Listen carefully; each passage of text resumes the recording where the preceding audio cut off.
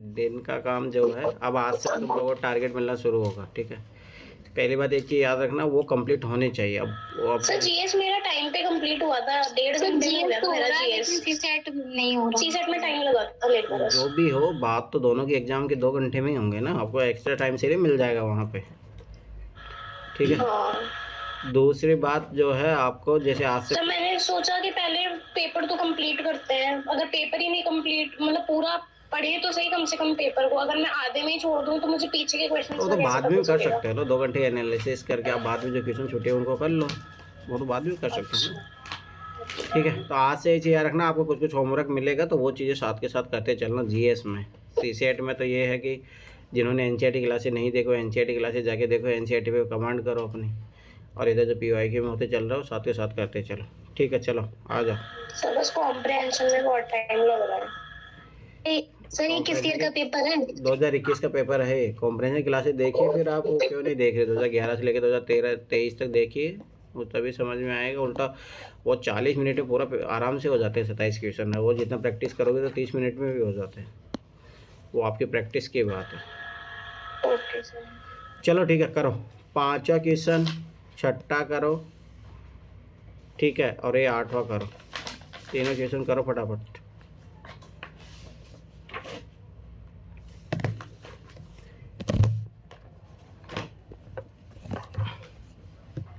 और जीएस में है ना, अब ऐसे काम नहीं चलेगा। तुम लोग 1 घंटा होता है चिल्लाने लगे तो देखो, मैं फिर बता रहा हूँ, मैं तुम लोगों के अकॉर्डिंग तो नहीं चल सकता, सीधी सी बात ये है, ये चीज़ समझ लो। क्योंकि भाई मैं रिस्पॉन्सिबिलिटी लिया हूँ तो मुझे कोर्स टाइम पे करवाना है, ठीक है। तो ये चीज़ याद रखना। तो अब उधर चाहे 2 घंटे लगे 3 घंटे लगे, मैं पढ़ाऊँगा, फिर चाहे जिसको रिकॉर्डिंग देखना हो देख लेना, पर ऐसे काम नहीं चलेगा। सीधी सिंपल सी बात है, आप खुद ही सोचो ऐसे कैसे काम चल जाएगा। अब वही बात होगी, पहले सीसेट में लापरवाही करे तब जीएस की क्लासेज में आप उधर 1 घंटे होते ही आपका, ठीक है, जिसको हो क्लास लेफ्ट करके चले जाया करो। सर हो गए ये तीनों की 5 और 6 हो गए, पर 8th वाला सर मैंने स्किप किया था कल भी, और ये आप समझा देना। नहीं करो, प्रयास कीजिए, हो गया सर, 3 हो गया। ऐसे तो कल आप लोगों ने किए ही होंगे इन क्वेश्चन। हो गए सर, 5, 6, 8 तीनों किए थे कल। चलो ठीक है, देखो अब याद करो, ये वाला जो मैं नोट्स में पढ़ाया था कि 3 के लिए अपने पास वो रूल लागू होता है। क्यों लागू होता है? 3 की पावर 0 1 होता है, ठीक है, 3 की पावर 1 3 होता है, 3 की पावर 2 जो है 9 होता है, 3 की पावर 3 कितना होता है, 27 होता है, 7 आता है क्या ये। 3 की पावर 4 जो है 81 जो है रिपीट होता है 4 पे जाने के बाद। तो इसका मतलब जो ये पावर है इसमें अपन 4 से डिवाइड करेंगे, ठीक है, ध्यान समझना ये चीज़। जब आप 4 से डिवाइड करो तो 4 का विभाजित तक नियम याद रखो, डायरेक्ट लास्ट के 2 संख्याओं में करो, तो 4 चौक 16, रिमाइंडर कितना बचा 3, तो 3 की पावर 3, 3 की पावर 3 कितना होता है 27, ठीक है। 27 को अगर आप 10 से विभाजित करोगे, 10 से विभाजित करने पर कितना आएगा 7, ठीक है। तो ये चीज़ याद रखना। काजल तुमने कल टेस्ट क्यों नहीं दी यार? मैं फिर बता रहा हूँ, उठा के फेंक दूंगा तुम लोगों को, ऐसे लापरवाही कर रहे हो तुम लोग बहुत है, ऐसे कैसे काम नहीं चलेगा। प्राप्ति कल बहुत ज्यादा। क्या हो गया था? कल बहुत तबीयत खराब थी, कल फीवर आ गया था इसलिए नहीं दिया था। You have to message me ना, कल आ गया तो आज क्या कर रहे थे? आज भी तबीयत ठीक नहीं हुआ था सर, फिर मैंने दिया नहीं, मैंने किया बाद में दिया। वही बात होगी ना, बच्चों जैसे एग्जाम वो काम मत करो, ठीक है। अब तो यही क्वेश्चन सेम जो है 2023 में रिपीट हुआ था। इसको कैसे बता दीजिए? देखो इधर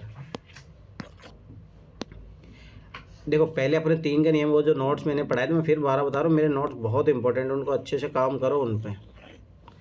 तो देखो अपने क्या सीखा था कि भाई जब ऐसे अपने को इकाई अंक निकालना होता, भाई ये कितनी भी हो यहाँ पे पावर, तो जैसे कुछ कुछ अपने सीखे थे, जैसे भाई 1 का कुछ सर आपको पता है मेरे ये जो 80 मार्क्स भी है ना, वो आपकी वजह से आए हैं, तो सबसे बड़ा थैंक्स पहले आपको। तो उससे काम नहीं चलेगा ना, पेपर निकालना है वहीं तक नहीं रहना है, ठीक है।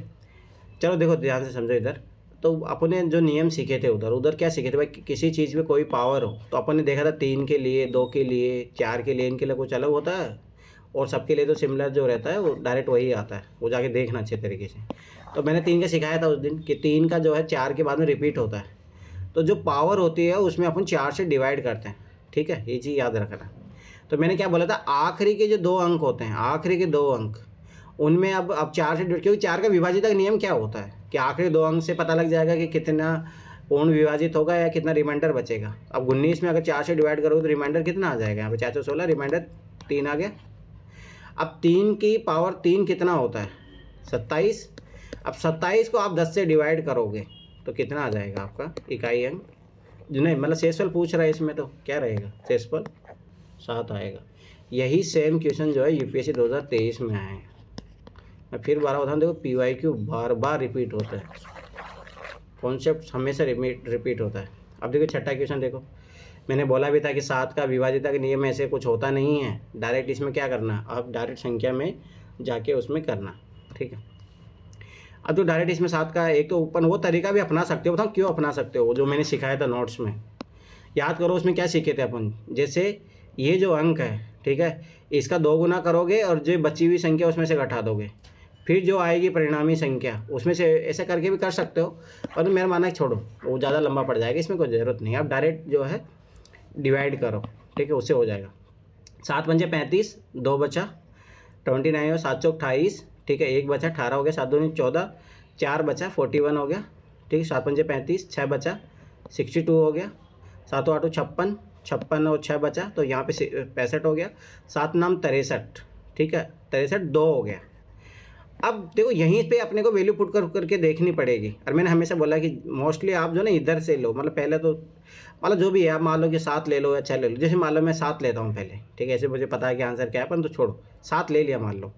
अब 7 7 दूनी 14, 7 21, 21 यहाँ पे 6 बच गया, 7 नाम 63, 63 अब देखो सब से पूरा पूरा चला गया, अब अगली में जाएगा नहीं, फिर 69 में 7 नाम 63, इसका मतलब 7 तो नहीं आ रहा आंसर, क्योंकि रिमाइंडर बच रहा है, क्योंकि पूरा पूरा डिवाइड होगा ना, 7 से भाज्य साफ बोला है, तो रिमाइंडर 0 आना चाहिए, तो यहाँ पे तो रिमाइंडर 6 आ रहा है, तो ये तो गलत है।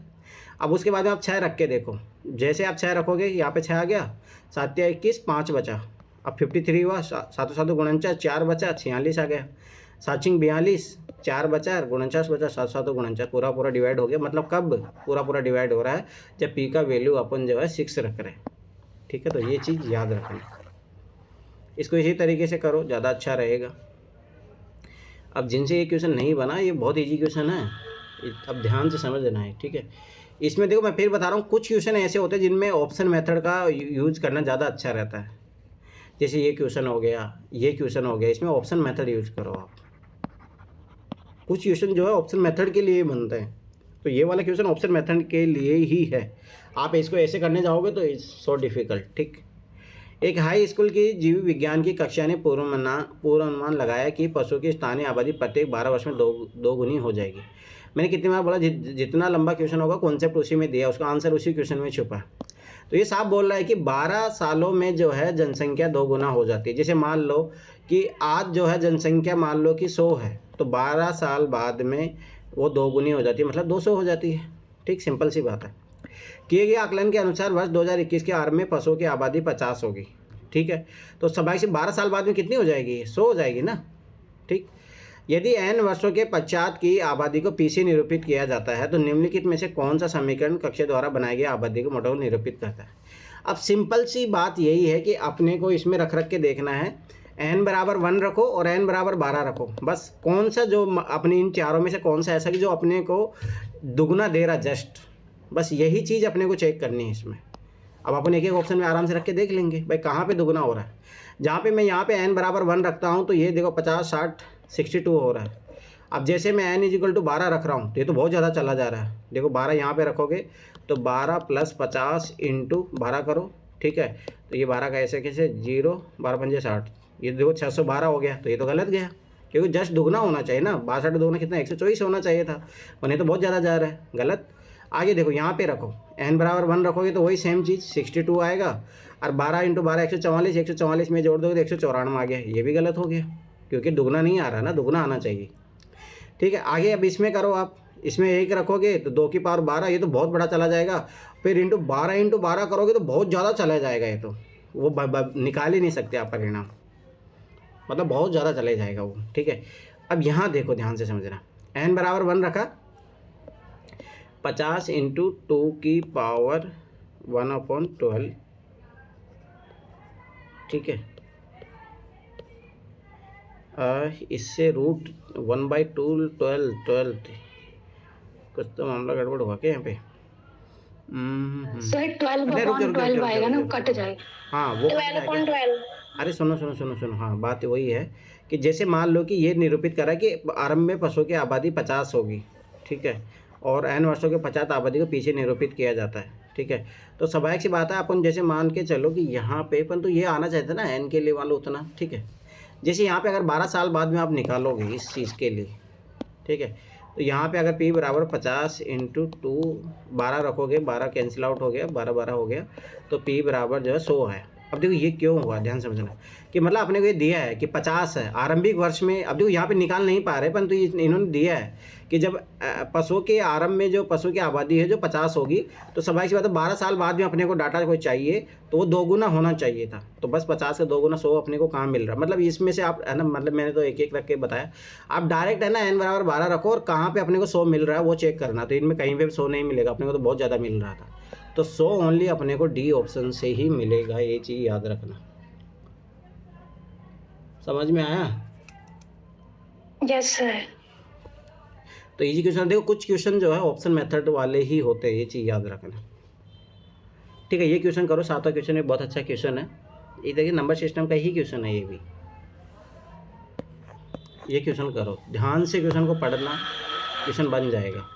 सर ये बहुत बेकार क्वेश्चन है, मेरे से बना भी नहीं और इतना टाइम भी खा गया मेरा। यस सर, मैंने भी नहीं किया है। हाँ, फिर अंत में मेरे को स्किप ही करना पड़ा। फिर मेरे को आपकी बात याद आई कि कुछ क्वेश्चन छोड़ने ही पड़ेंगे, उसको उससे भावुक थोड़ी हो जाएंगे। तो फिर छोड़ा, बेकार सा क्वेश्चन है सर ये। नहीं बहुत इजी क्वेश्चन है, बनाओ अभी बनाओ, कल नहीं बना तो हो सकता है अभी सर सच में नहीं बनेगा। अभी तो नौटंकी कर रहे हो तुम लोग। चलो देखो इधर छोड़ो। 1 जनवरी 2021 से 5, ध्यान से क्वेश्चन पढ़ो, मैं कितनी बार बताऊं, जितना बड़ा क्वेश्चन है उतना ही उसमें आंसर छिपा रहता है, उतना इजी क्वेश्चन होता है वो। 1 जनवरी 2021 से वर्ष के एमवे दिन का पेट्रोल मूल्य है, ये चीज़ याद रखना, ठीक है।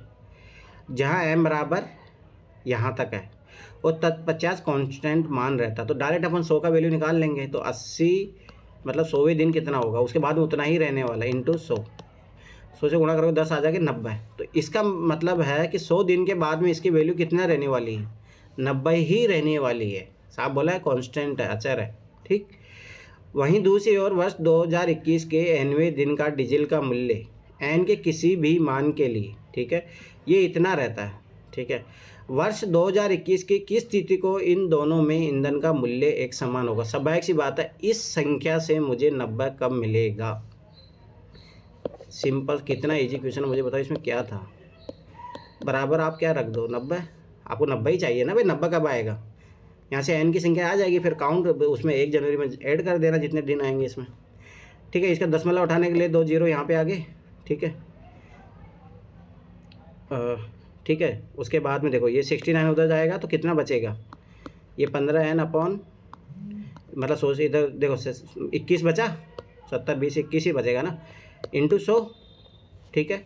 डिवाइड करो 15 से, 21 इंटू 100 अपॉन 15, ठीक है। 3 से काट लो, 3 पंजे 15, 3 सत्ते 21, 5 से काट लो 20, कितना जाए 140 दिन।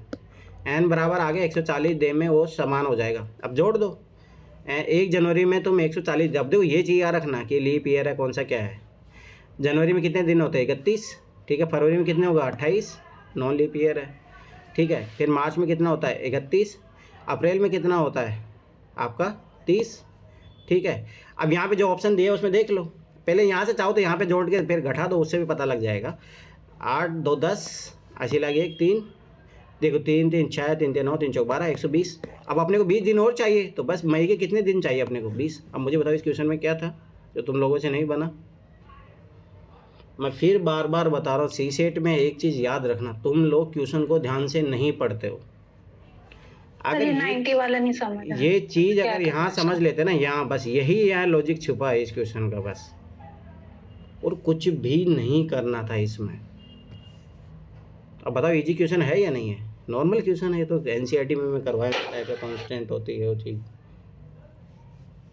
अब वही है, तुम लोग गलती करोगे तो ऐसे हम चलेगा। मैं फिर बार बताऊँ, सीसीआर क्वेश्चन को टफ नहीं होता है, बस यही है कि आप उस क्वेश्चन को ध्यान से नहीं पढ़ रहे हो। चलो ये 19 क्वेश्चन करो।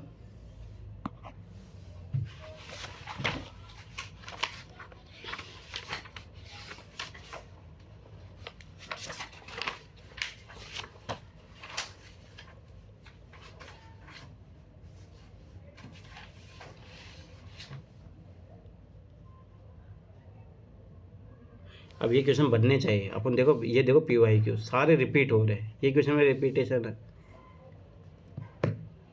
सर वो क्या? सब बनाओ, किसका बना? पूजा का बनाओ, और मेरा भी बना हुआ है ये। बना हुआ नहीं, अभी बनाना है, ठीक है? कल बना लिए वो छोड़ो, आज बनाओ तुम तो।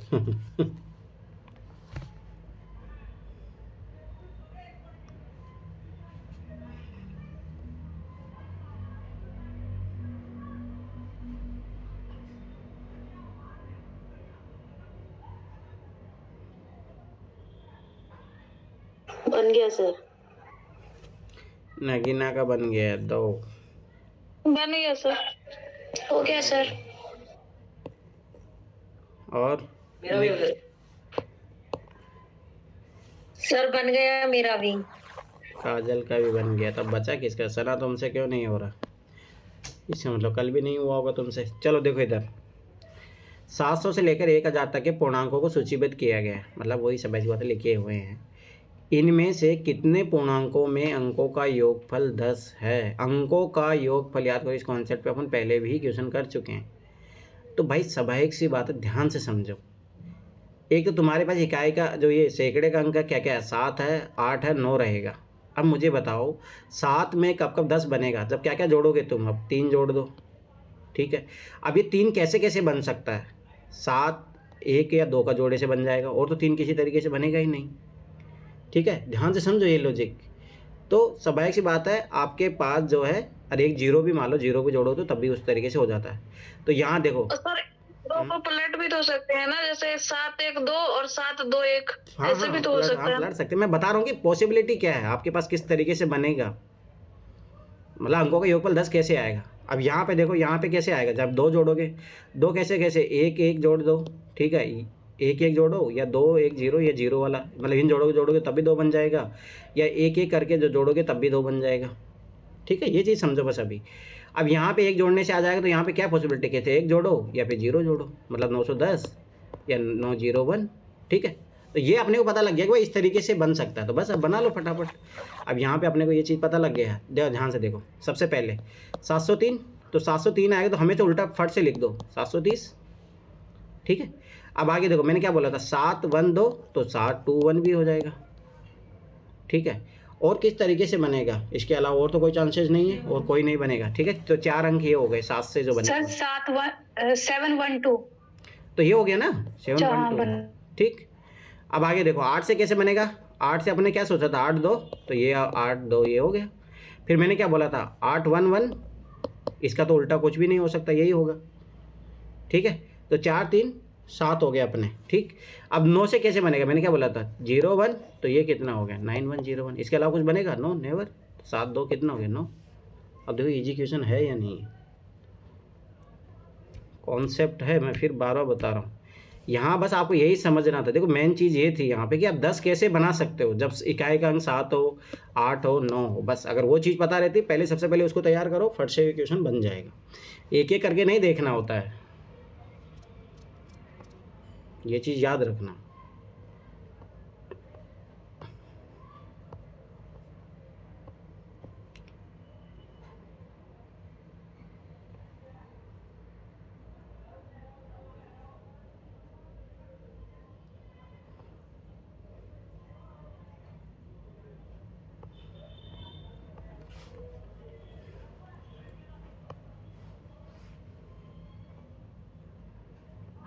आ जाओ, ये अच्छा क्वेश्चन है।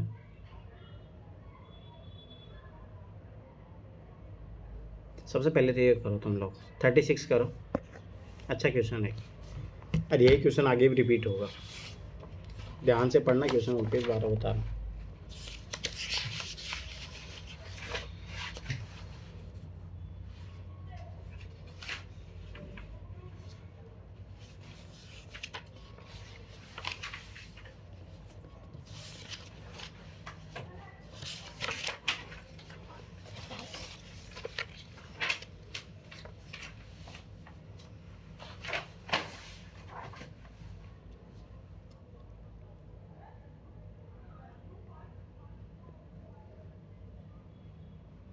मेथड से करोगे आंसर आ जाएगा, ऐसे उल्टा सुल्टा दिमाग लगाओगे नहीं आएगा। कल किस किस से नहीं बना था ये क्वेश्चन, पहले तो ये बताओ मुझे।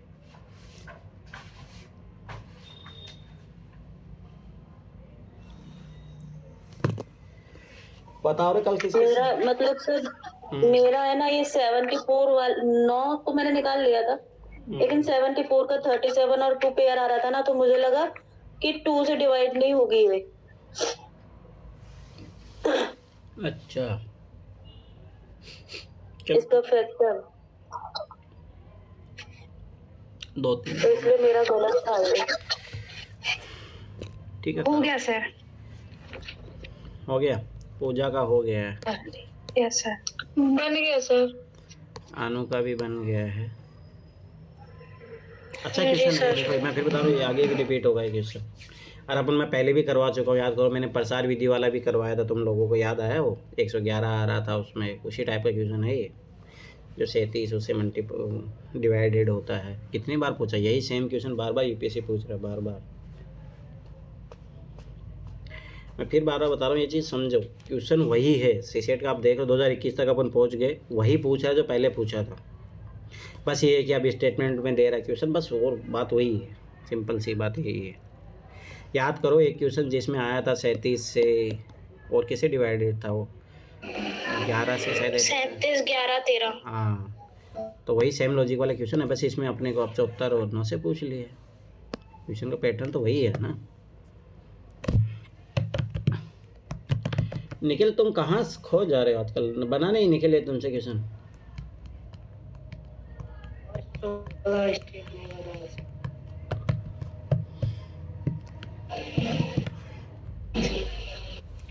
और किसी से बना पूजा और अनु के अलावा?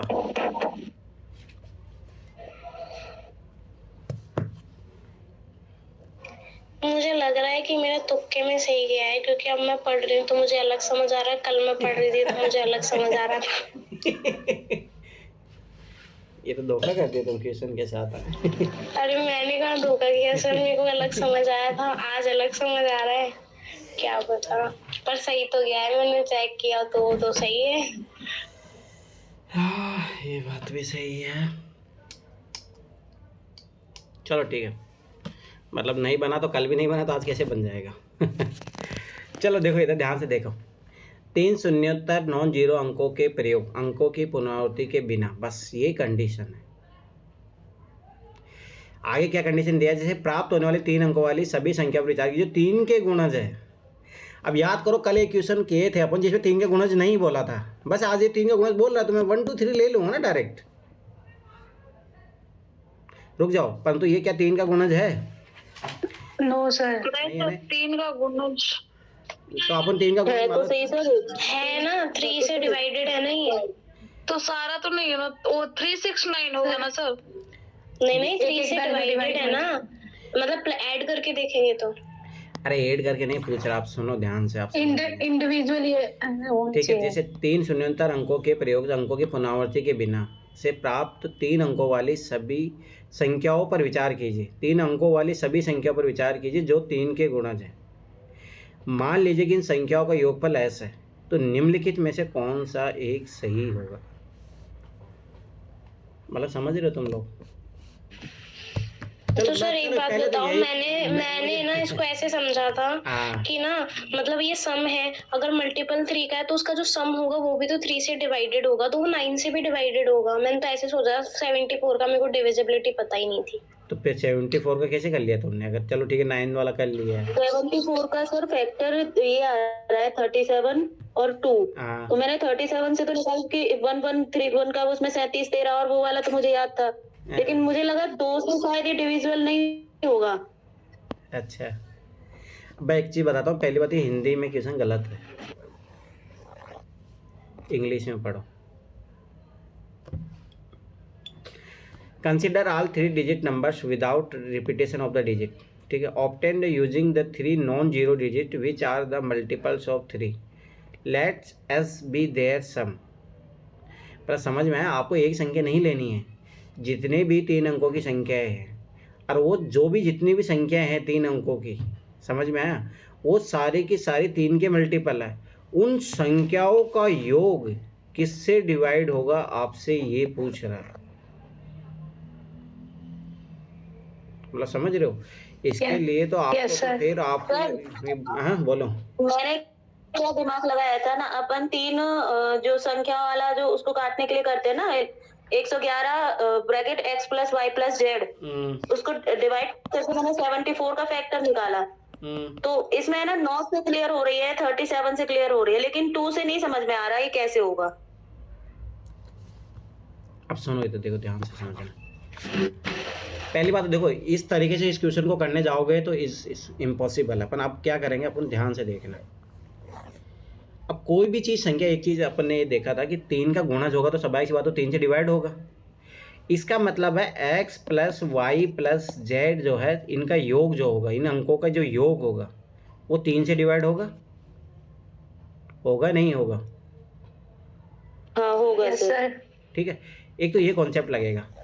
दूसरी बात, मैंने क्या चीज़ बोली थी, 3 अंकों की संख्याओं को अपन कैसे बना सकते हैं। ये एक्स वाई जेड है, अब मैं इसको कैसे बनाता हूँ, मैं एक्स को यहाँ पे कांस्टेंट रखूँगा, ठीक है, फिर ये मैं क्या करूँगा, जेड वाई कर दिया, एक ये बनेगा। उसके बाद में मैं जेड को रखा, वाई एक्स को रखा, तो जेड से एक्स वाई बन गया, ये बन गया। उसके बाद में किसको रखूँगा, वाई को रख लो, तो Z X Y X Z. समझ में आया? यही जो है संख्या होगी जो 3 अंकों से जो बनने वाली संख्या है वो इसी तरीके से बनेगी, स्वाभाविक सी बात है। अब इनको प्रसार विधि से लिख लो। मैं फिर बता रहा हूँ, प्रसार विधि बहुत इंपॉर्टेंट है। अब जब आप इसको लिखोगे 100x plus 10y plus Z, समझ में आया? सबको ऐसे लिखो आप, ठीक है। उसके बाद में अब ये कंडीशन भी याद रखना है, एक इक्वेशन ये रहेगी, अरे एक जो है यहाँ से आएगी आपको, तो ये अगला हो गया 100x plus 10z plus Y, फिर इसको लिखो 100z plus 10y plus x, ठीक है।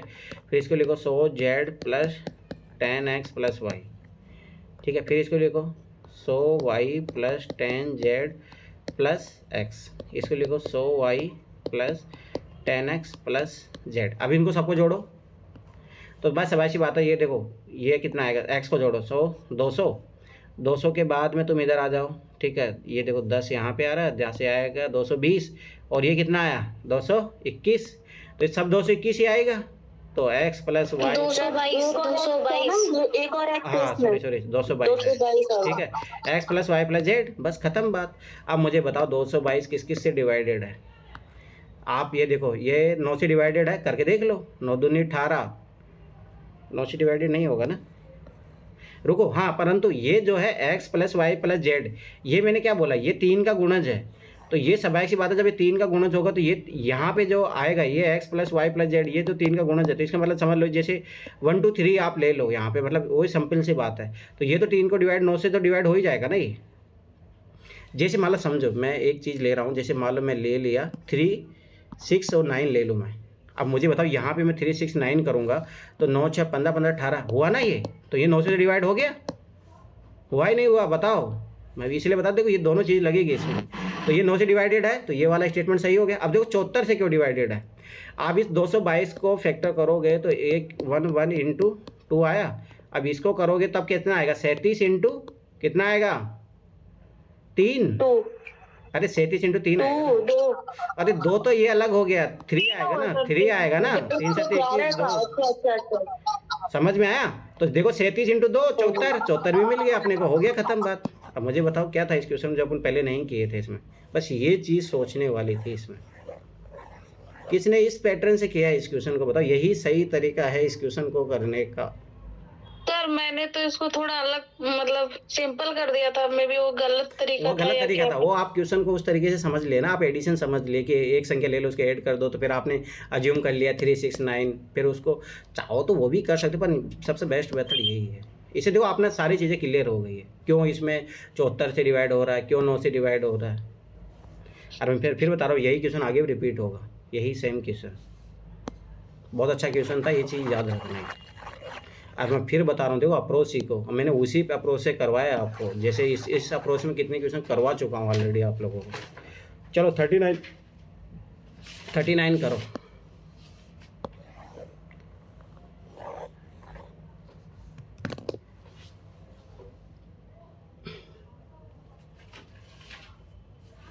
और मैं फिर बता रहा हूँ प्रसार विधि याद रखना है, एनसीईआरटी में भी है, इसीलिए यूपीएससी क्वेश्चन पूछता भी है बार बार, और आपको इसी मेथड से करना है।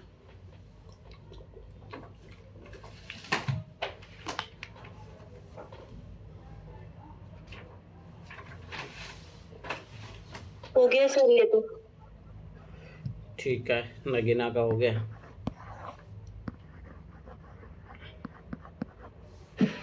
हो गया।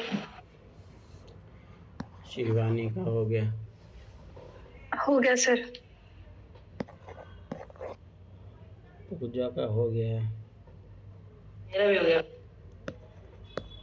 निखिल,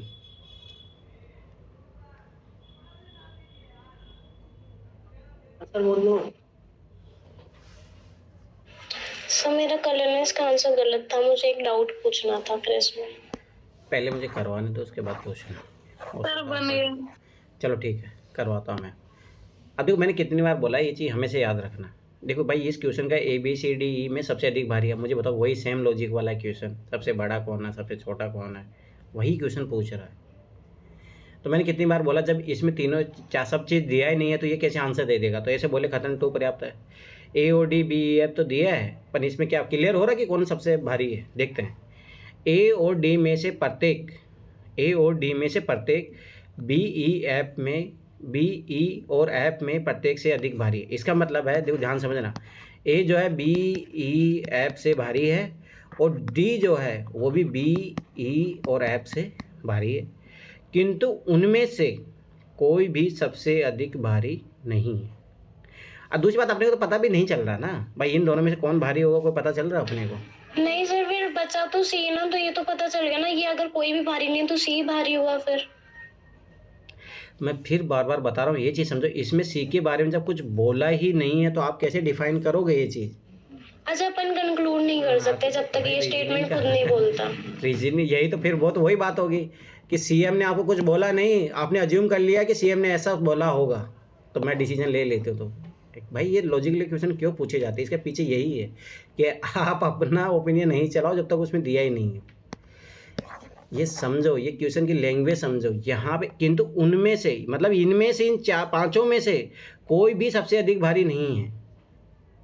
तो इसका मतलब जब सी के बारे में जब ये बात ही नहीं कर रहा तो सी के बारे में आप कैसे कंक्लूजन निकाल सकते हो कि वो बड़ा होगा। ठीक है, अब आगे बोल दिया कि ए जो है डी से अधिक भारी है, ए जो है डी से अधिक भारी होगा तो स्वाभाविक बात है ये सब BEF से बड़ा होगा, आगे होगा, किंतु सी से हल्का है, सी से हल्का। दोनों स्टेटमेंट को जब मिला लेते हो तब आंसर जरूर आ रहा अपना। प्रश्न का उत्तर देने के लिए कथन 2, कथन 1 और कथन दोनों की आवश्यकता है।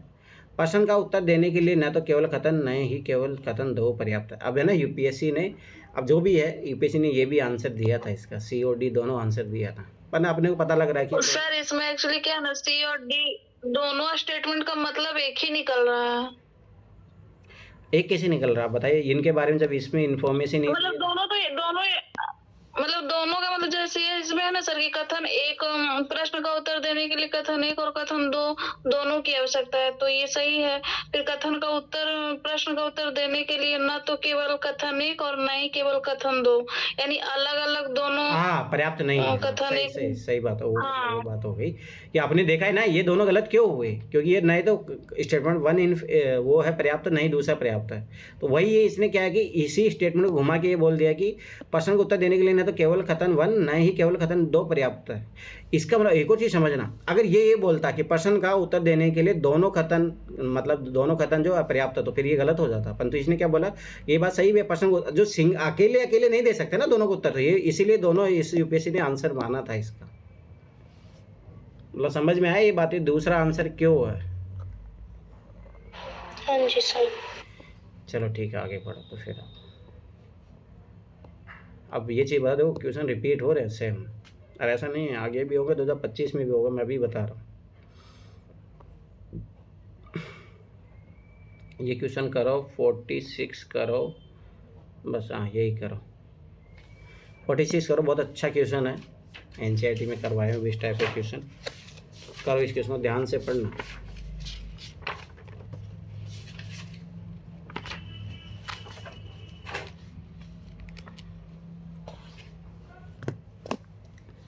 देखो मैं फिर बता रहा हूँ, सीसेट में ट्रिक लगती है, जो अपने एक्सट्रीम वर्ड वो उधर पकड़ते हैं ना, वैसी ट्रिक इधर भी लगती है, ये चीज़ भी याद रखना। पर ये ज़्यादा अच्छा होगा अपन सॉल्यूशन निकाल के करे, ज़्यादा अच्छा है, परंतु लगती है ट्रिक, वो ट्रिक भी लगती है, चीज़ याद रखना। सर बाय ट्रिक मेरा हो गया। नहीं आंसर भी निकालो, आंसर भी निकालो।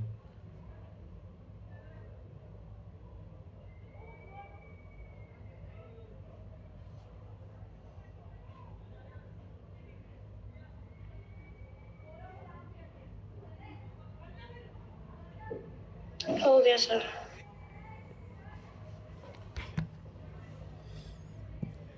इसमें लॉजिक समझना, क्वेश्चन जो है उसी पैटर्न में बार बार यूपीएससी ने पूछा भी है। फिर और बना किसी से,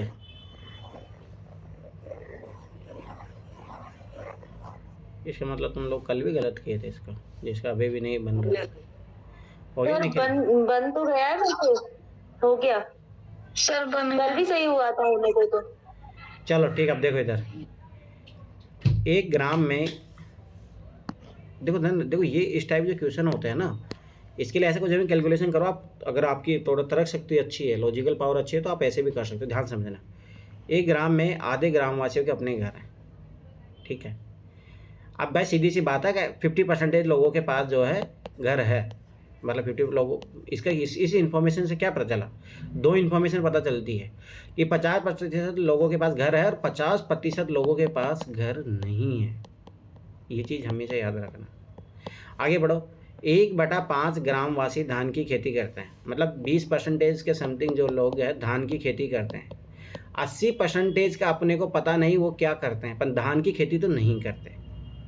देखो एक स्टेटमेंट से 2 चीज़ें निकल के आ रही है, ये चीज़ याद रखना। 1/30 ग्रामवासी साक्षर है, मतलब 33% साक्षर है, तो स्वाभाविक सी बात है कितना, 67% लोग अनएजुकेटेड है।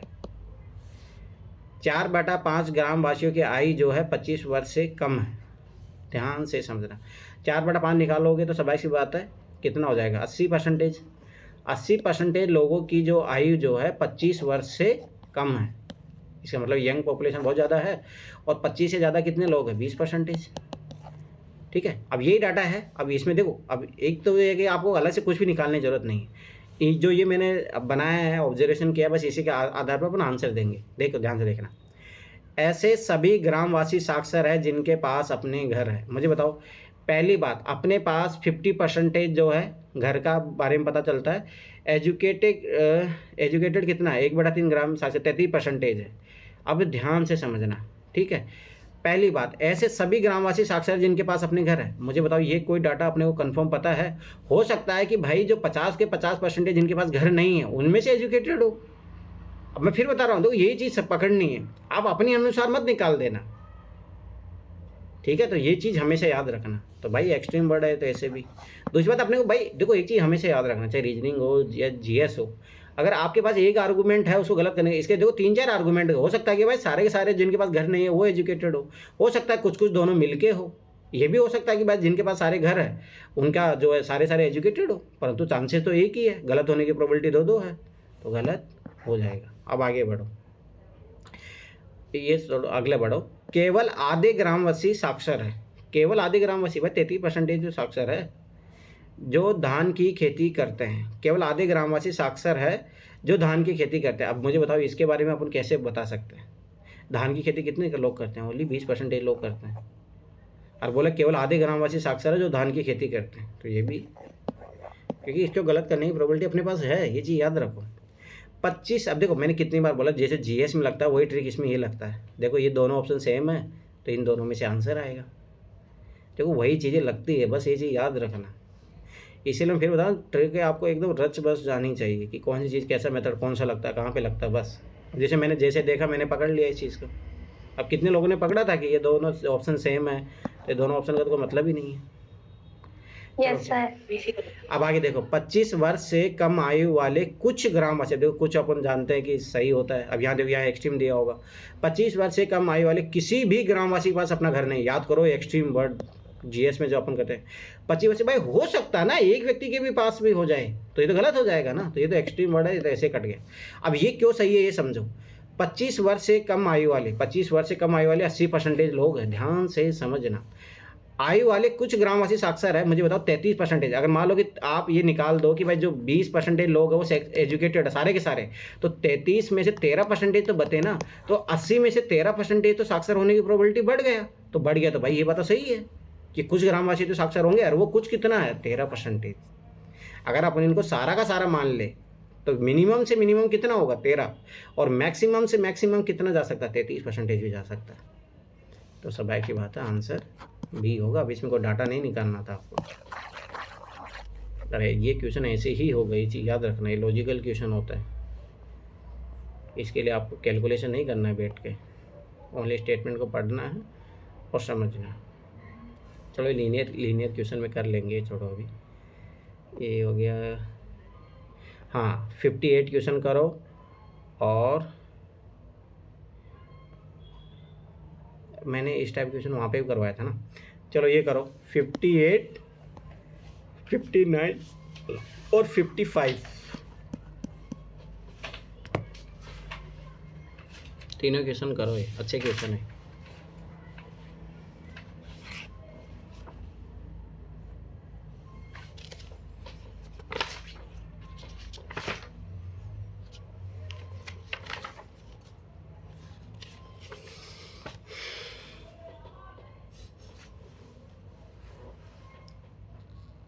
अब देखो 58 क्वेश्चन भी अपन पहले कर चुके हैं, 55 क्वेश्चन भी कर चुके हैं, 59 भी कर चुके हैं। कितनी बार कर चुके हैं ऐसे क्वेश्चन।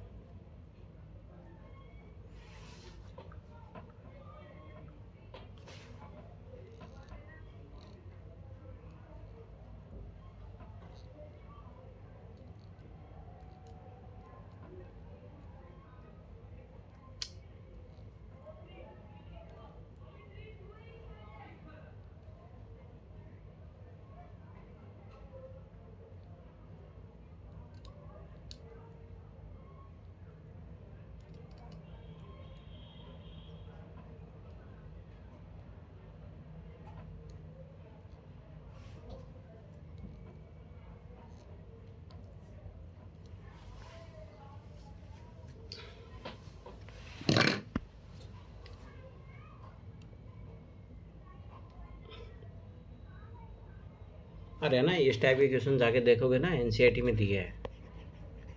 ये क्वेश्चन हो गया, ये क्वेश्चन हो गया, ये सब एनसीईआरटी से है सारे के सारे क्वेश्चन। 54 भी एनसीईआरटी में दिया है, इसलिए मैं फिर बार बता रहा हूँ, एनसीईआरटी जरूर करो।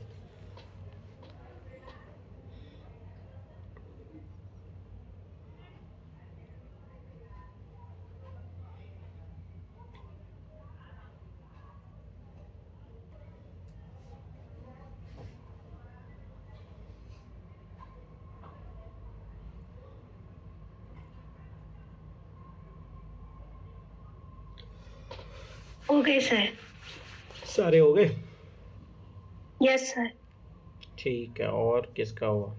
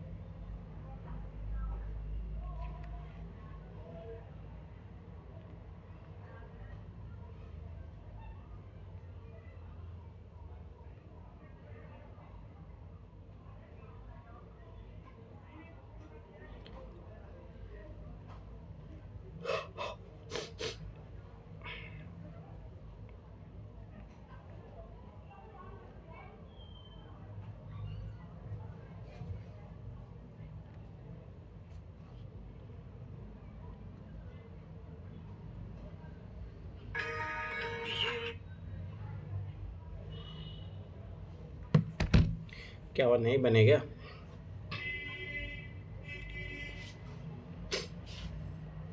अब देखो ऐसे तुम लोग कल ट्राई कर चुके। चलो ठीक है, देखो इधर 90% वाली एक वस्तुनिष्ठ परीक्षा। देखो सीधा सीधा एनसीईआरटी क्वेश्चन है, जाके देखना, इसमें बहुत क्वेश्चन करवाए हैं एनसीईआरटी में। 90% वाली एक वस्तुनिष्ठ परीक्षा में प्रत्येक सही उत्तर के लिए 5 अंक निर्धारित किए गए। ठीक है, बस समझ बात है। जैसे यूपीएससी में होता है ना, सही अंक के लिए 2, गलत करते तो कितना 0.63, वही सेम चीज़ है। 5 अंक निर्धारित किए गए और प्रत्येक गलत के लिए 2 अंक घटाए जाते हैं। ठीक है, सभी 90 प्रश्नों का उत्तर देने पर, सारे के सारे क्वेश्चन सही किए, मतलब अटेम्प्ट किया, मतलब सारा का सारा उत्तर दिया इसने, एक विद्यार्थी को कुल 387 अंक प्राप्त होते हैं। तो गलत उत्तरों की संख्या कितनी होती है? अब देखो, मैं 2 चीज़ याद रखना कि इस टाइप क्वेश्चन को आप 2 तरीके से कर सकते हो। एक तो सिंपल है, ऑप्शन मेथड से भी आप डायरेक्ट करो। अब मैं यहाँ से अज्यूम करके चलूँगा भाई, उसका सब ऐसी बात है। एक लॉजिकली सोचो, अगर ये सारे के सारे सही करता तो कितना नंबर आता है? इसका 450 आता है। अब इसका कितना आ रहा है? 387 आ रहा है। 387 आ रहा है तो इसको माइनस करो, 387 में करोगे तो लगभग 63। ठीक है, 63 इसके मार्क्स जो है कट गए हैं। ठीक है, अब इसके 63 मार्क्स कटे हैं तो स्वाभाविक सी बात है कि इसने कितने क्वेश्चनों को गलत किया होगा। अब देखो एक चीज़ हमेशा याद रखना, 2 नंबर तो गलत के कटेंगे, दूसरे 7 सही के भी तो 5 नंबर कटेंगे ना, मतलब 7 नंबर कट रहे हैं। तो 7 × 9 कब करोगे तब 63 आता है। बस आ गया, समझ में आया मैंने क्या लॉजिक लगाया? अरे समझ में आया? मतलब देखो समझो ये लॉजिक। अब ये इसी तरीके से करना है इस क्वेश्चन को, ये सबसे फास्ट तरीका है इसका। देखो भाई, टोटल अगर वो सारे क्वेश्चन सही करता है तो 5 × कितना 450 नंबर आते हैं, परंतु आ कितने रहे हैं उसके? 387 आ रहे हैं। इसका मतलब कितने मार्क्स कट गए? 63। अब एक तो देखो ध्यान समझना, गलत अंक के 2 कटेंगे, दूसरे साथ सोचो कि 5 क्वेश्चन जो है उसका सही होने वाले भी वो भी तो कम होंगे ना भाई। एक क्वेश्चन कोई गलत हुआ है तो 2 तो पेनल्टी कटेगी, पर साथ में जो 5 नंबर उसको मिलने वाले थे वो भी तो कटेंगे ना। तो टोटल एक क्वेश्चन के लिए कितना कट रहा है? 7। तो 7 से डिवाइड कर दो, 7 9 63, नो आंसर। इजी, सबसे इजी मेथड है ये। इसी तरीके से करना है, लॉजिकली अब करो क्वेश्चन होगा। ठीक है, अब आ जाओ, ये करो पहले 59। चलो एक बार 59 और 60 एक बार दोबारा कर लो, जिसने नहीं किया एक बार करो, पहले दोनों करवाता हूँ।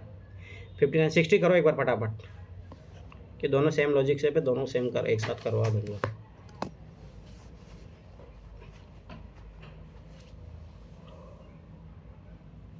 हो गया सर, हो गया, 59 हो गया। 60 का पर कल मेरा गलत हो गया था। मैंने क्या कर दिया था इसमें, मैंने 3 और 8 के पेयर सही निकाले थे, लेकिन मेरा एडिशन गलत था। एडिशन गलत था मेरा। 60 करो, 60 करो, 59 60 करो।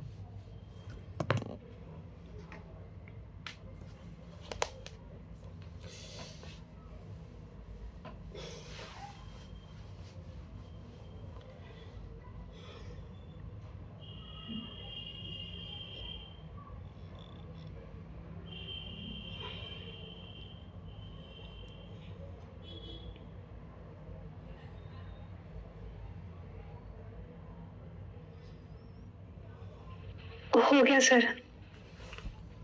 ठीक है,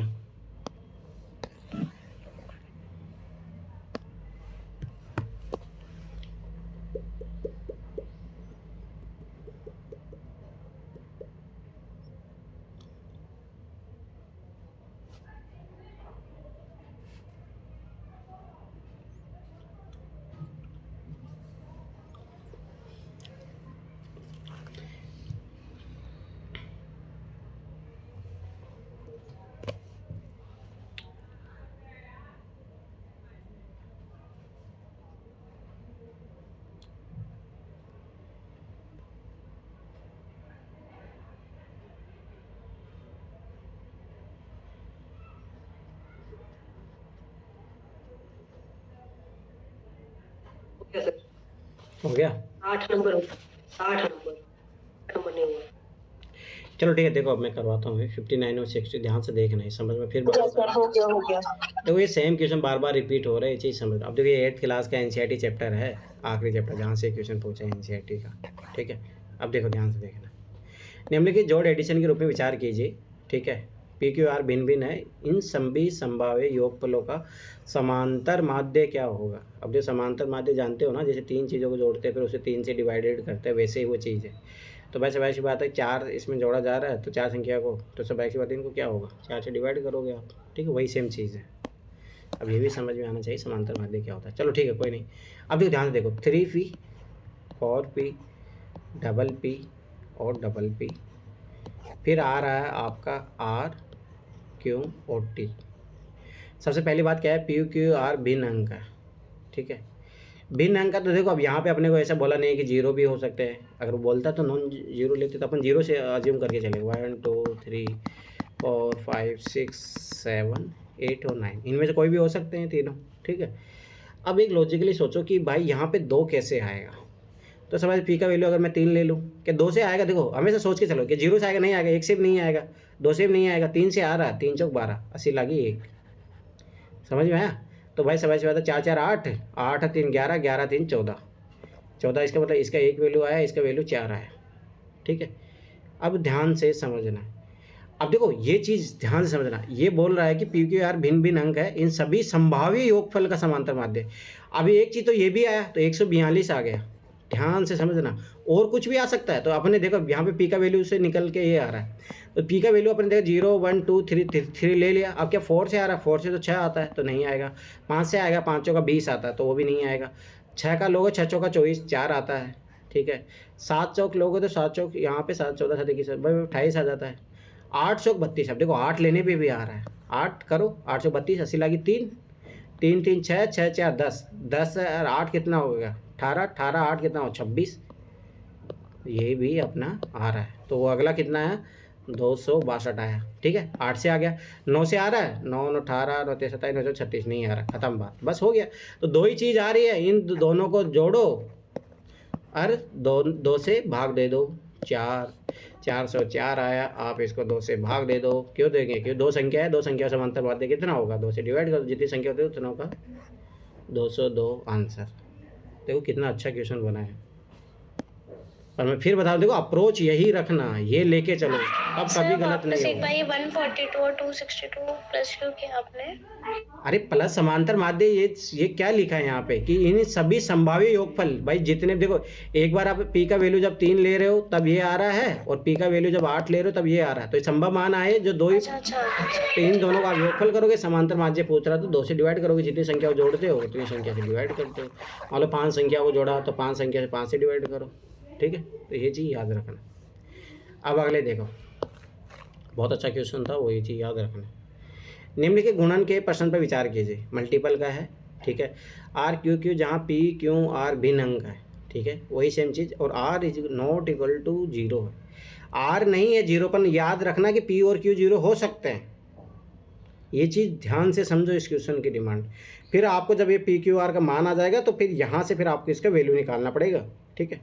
तो अभी वही चीज़ सेम देखते हैं अपन, पी क्यू मल्टीप्लाई होता है जब जो है आर और क्यू आता है अपने पास, ठीक। तो वही सेम चीज़ 0 1 2 3 4 5 6 7 8 और 9, ठीक। अब ध्यान से समझो, किसी चीज़ को मान लो मैं, अब देखो क्यू का वैल्यू अपने को सोचना है, क्यू का वैल्यू कब, जब मान लो मैं यहाँ पे अगर मैंने मान लो 0 लिया तो ये इसका मैंने 0 लिया तो ये 0 आ गया, ठीक है। पर क्या फिर ये आगे रिपीट होगा? अब देखते हैं कि अगर ऐसा कोई पॉसिबल है। अब मुझे बताओ, पी का आप कोई सा भी मान ले लो, इनमें से आप ये चीज़ सोचो, क्या मेरे को यहाँ पे ऐसी संख्या जैसे मान लो कि 20 आ जाए, 30 आ जाए, ऐसा कुछ मिलेगा अपने को? क्यू बराबर 0 रखने पर कभी भी ऐसा, देखो क्यू बराबर 0 रख सकते हैं और क्या रख सकते हैं जिससे सेम चीज़ रिपीट आ जाए। 1 रखोगे 3 आ जाएगा, तो देखो 0 का लाभ, देखो 0 रख सकते हैं, 1 नहीं रखोगे तो वो नहीं आएगा, 2 रखोगे तब 6 आ जाता, नहीं आएगा, 3 3 9, ठीक है, समझ लो, तो उससे भी नहीं आ रहा, 3 चौक 12 नहीं आ रहा, 3 पंजे 15, हाँ 5 से भी आ रहा है। आपने यहाँ 5 लिया, मल्टीप्लाई किया, यहाँ 5 आ गया, ठीक है, 15 आया, पावर की 1 गया। अब देखो लॉजिकली सोचो, अब यहाँ पे जो है समझ बात है, यहाँ 5 आना चाहिए, अब 5 आना चाहिए तो कब आएगा? अब सबाई सी बात है, जब 4 आए तो 4 कब कब आ सकता है? 3 से मल्टीप्लाई करो, 0 से भी नहीं आएगा, 1 से भी नहीं आएगा, 6 आता है, इसे 9 आता है, इसे 12 आता है, इसे 15 आता है, इसे 18 आता है, इससे 21 आता है, इससे 24 आता है, हाँ आ गया। पी बराबर जब 8 रखोगे आप, 3 8 24 और 1 जोड़ दो तो आपका 25 बन जाएगा। तो स्वाभाविक सी बात है, आपने क्या बना 255 बन गया अपना सेम चीज़। अब यहाँ पे मान रख दो, बस ये चीज़ समझनी थी। P + R, P का मान कितना आया 8, R का मान कितना आया 2, तो 10 हुआ। 10 को Q का वैल्यू कितना था 5, 5 से डिवाइड करोगे तो 2 आंसर आ जाएगा। अप्रोच सेम है, देखो कुछ भी अंतर नहीं है इन क्वेश्चनों की। 55 किस किस से बना मुझे पता है, इसमें बहुत सारे लुड़के होंगे। अरे ये एनसीईआरटी में करवा चुका हूँ, वैसे लीनियर इक्वेशन का क्वेश्चन है ये। किस किस का बना ये बताइए। सर मैंने बना, सर मेरा। और इसके अलावा सर हमसे भी बना। अनु से बन गया। और इसके अलावा और किसी से बना? आंसर तक नहीं पहुंची मैं। आंसर तो नहीं पहुंची मतलब नहीं बना? मैंने तो उम्मीद ही छोड़ दी थी बनने। चलो ठीक है, पहले ये बताओ अनु तुमने कैसे बनाया इस क्वेश्चन को, फिर मैं बताता हूँ इस क्वेश्चन। सबका अप्रोच तो जाने ना। अनु बताइए। Yes sir. सर मैंने इसको इक्वेशन से बनाया है। आप बताओ ये कैसे बनाया इक्वेशन, कैसे क्या लिया आपने? और जैसे इसमें फर्स्ट लाइन में जो कह रहा था कि एक व्यक्ति पी ने अपने 3 मित्रों में से एक मित्र एक्स से पूछा कि उसके पास कितना धन है, मतलब क्वेश्चंस के अनुसार लिया। तो उसमें ये था कि बाई जो है बाई 40 रुपए देता है तो जेड से आधा होगा। तो मैंने पहला ऐसे इक्वेशन लिया कि बाई -40 बराबर 1 मतलब 1/2 जेड। इसको हल किया तो फिर आया 2y - z + 80। ये इक्वेशन फर्स्ट था।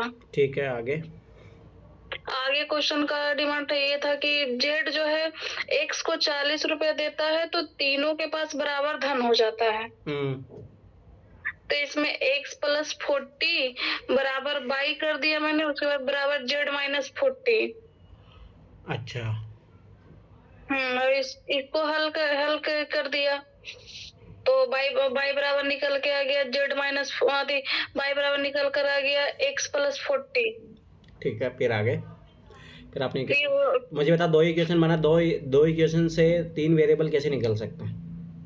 3 वेरिएबल चाहिए तो अपने को 3 इक्वेशन चाहिए। या सर तो 3 इक्वेशन बना है ना। अच्छा, वो वहाँ से भी आपने बना लिया। अच्छा ठीक है।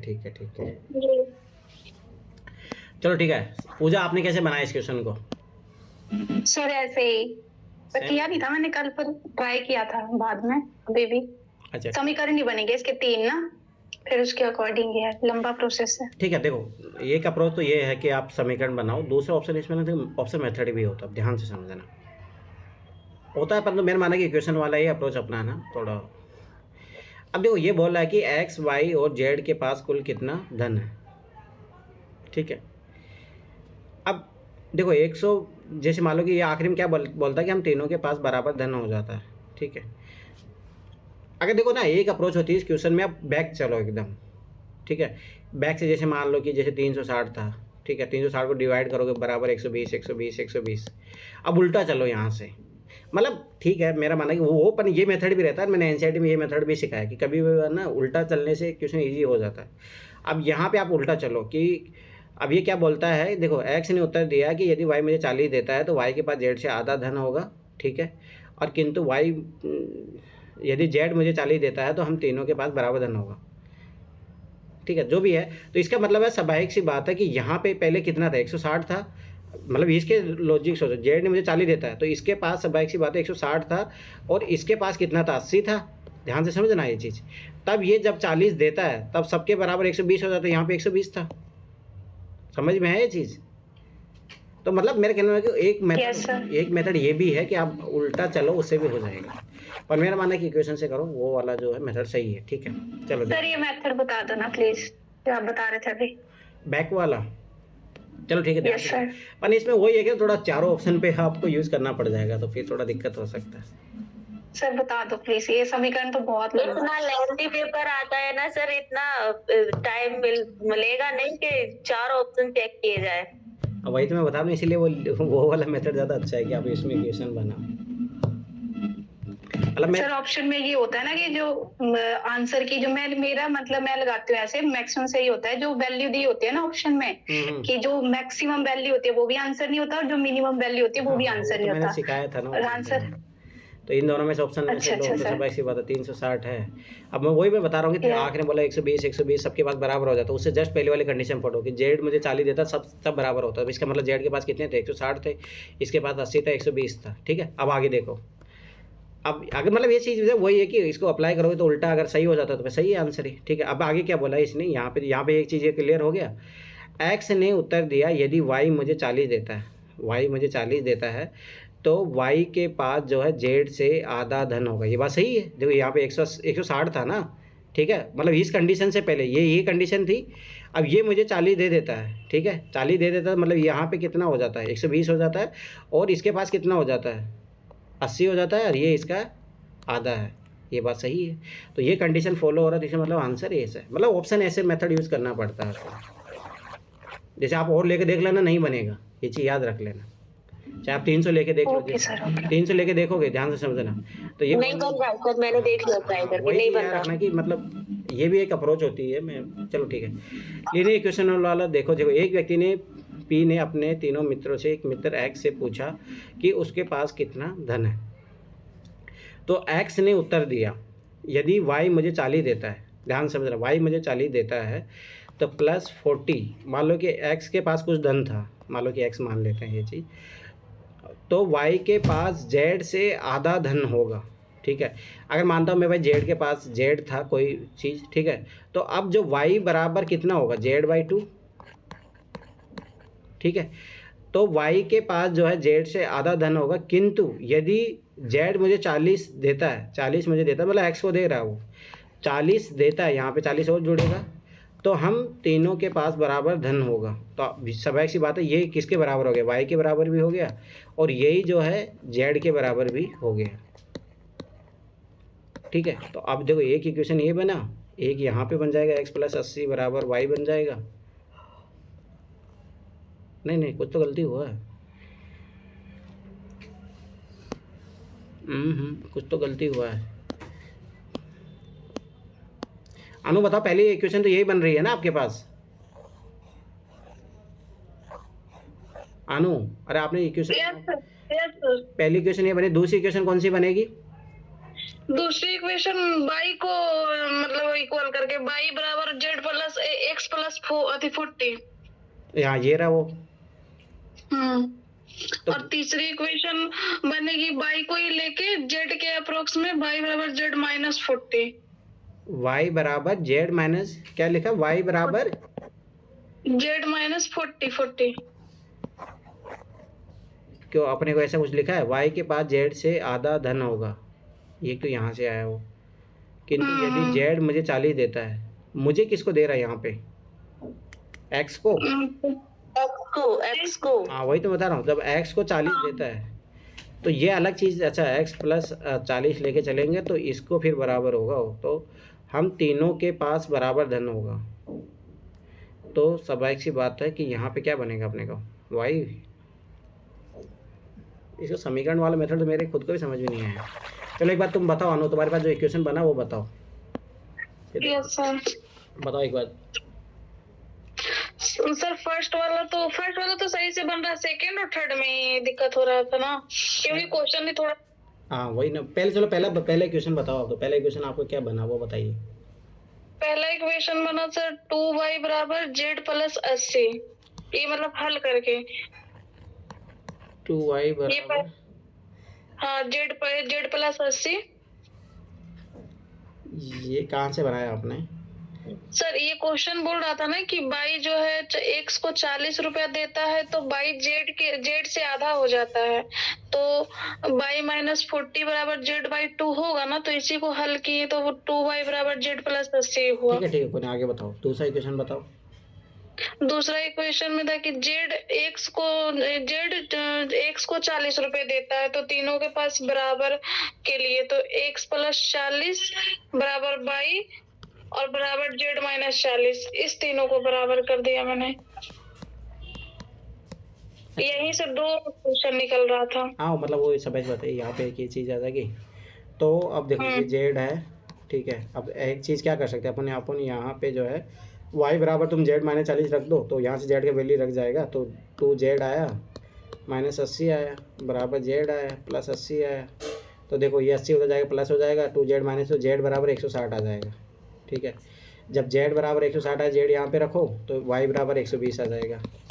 ठीक है, और y बराबर 120 आया तो यहाँ पे इसका x का मान कितना आ जाएगा, 80 आ जाएगा। ठीक है, तो ये अपना देखो 360 बन गया टोटल। ठीक है, अब अपने को ये समझना है, ये सही है, आंसर तो आ रहा है इससे, है ना। अब अपने को ये समझना है कि ये वाली जो इक्वेशन बन रही है वो कैसे बन रही है, बस ये समझो, बस हो गया फिर काम। अब यहाँ पे देखते हैं कि देखो ये वाली तो कैसे बनी, ये बात तो सही है। देखो x प्लस 40, जब z मुझे 40 देता है, मतलब x को देता है, तो x प्लस 40 बना।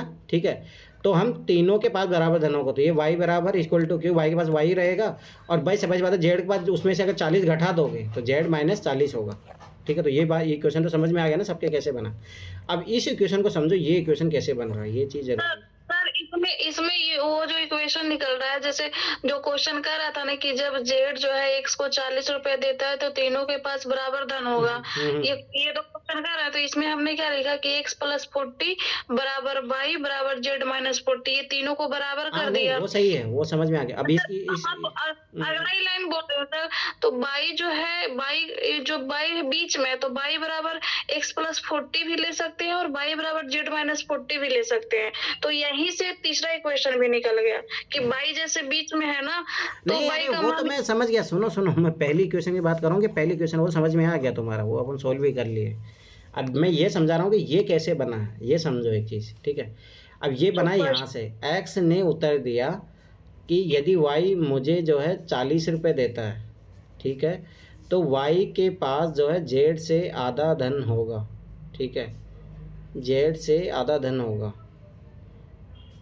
y अगर मुझे 40 देता है, अब वही तो मुझे बताओ ये इक्वेशन कैसे बनी, ये बताओ मुझे, तो ये समझाओ ये वाली पहली वाली। सर मैं बता रही हूँ, जैसे इसमें क्या बोल रहे हैं कि बाई एक्स को 40 रुपया देता है तो बाई के पास जेड से आधा धन होगा, तो इसका मतलब हो कि बाई में से बाई माइनस 40 बराबर जेड बाई 2, ऐसे बन रहा है। वाई माइनस 40 जेड बाई 2, हाँ ये बात सही है। तो ये सही है, हाँ ये वाला देखो वही तो है ना। इससे फिर ये है ना, ये वाली चीज़ बनेगी, वाई माइनस 40, ये वाला इक्वेशन बन जाएगा। बस ये चीज़ याद रखना। अपन गलती वही करते हो, एक्स के टर्मिनोलॉजी में वहाँ पे ले रहे थे और वो एक्स के बारे में क्लियर कर ही नहीं रहा था अपने को। ठीक है, तो यहाँ से अपने को वाई का इक्वेशन के बनाना है और यहाँ पे तीनों का बन जाएगा। ठीक है, तो ये चीज़ याद रखना। ये अच्छा क्वेश्चन है, देखो मैं फिर बार बता रहा हूँ, ये आगे भी पूछा है इस टाइप का क्वेश्चन, इसीलिए मैंने इसको थोड़ा डिटेल में करवाया है। ठीक है, अब आगे बढ़ो, ये आप आगे करोगे इस टाइप के क्वेश्चन, छोड़ो ये परमुटेशन कॉम्बिनेशन का है। आ जाओ ये क्वेश्चन करो, 66, 67 और चलो ये रेशियो में करेंगे, छोड़ो ये करो, 66 और 67 करो। बहुत अच्छा क्वेश्चन है, मैं पहले बता दूँ ये क्वेश्चन है, यही क्वेश्चन 2023 में रिपीट हुआ, उसमें योग पूछ लिया था बस। अरे पहले भी कर चुके हैं अपन। करो 66 और 67 करो।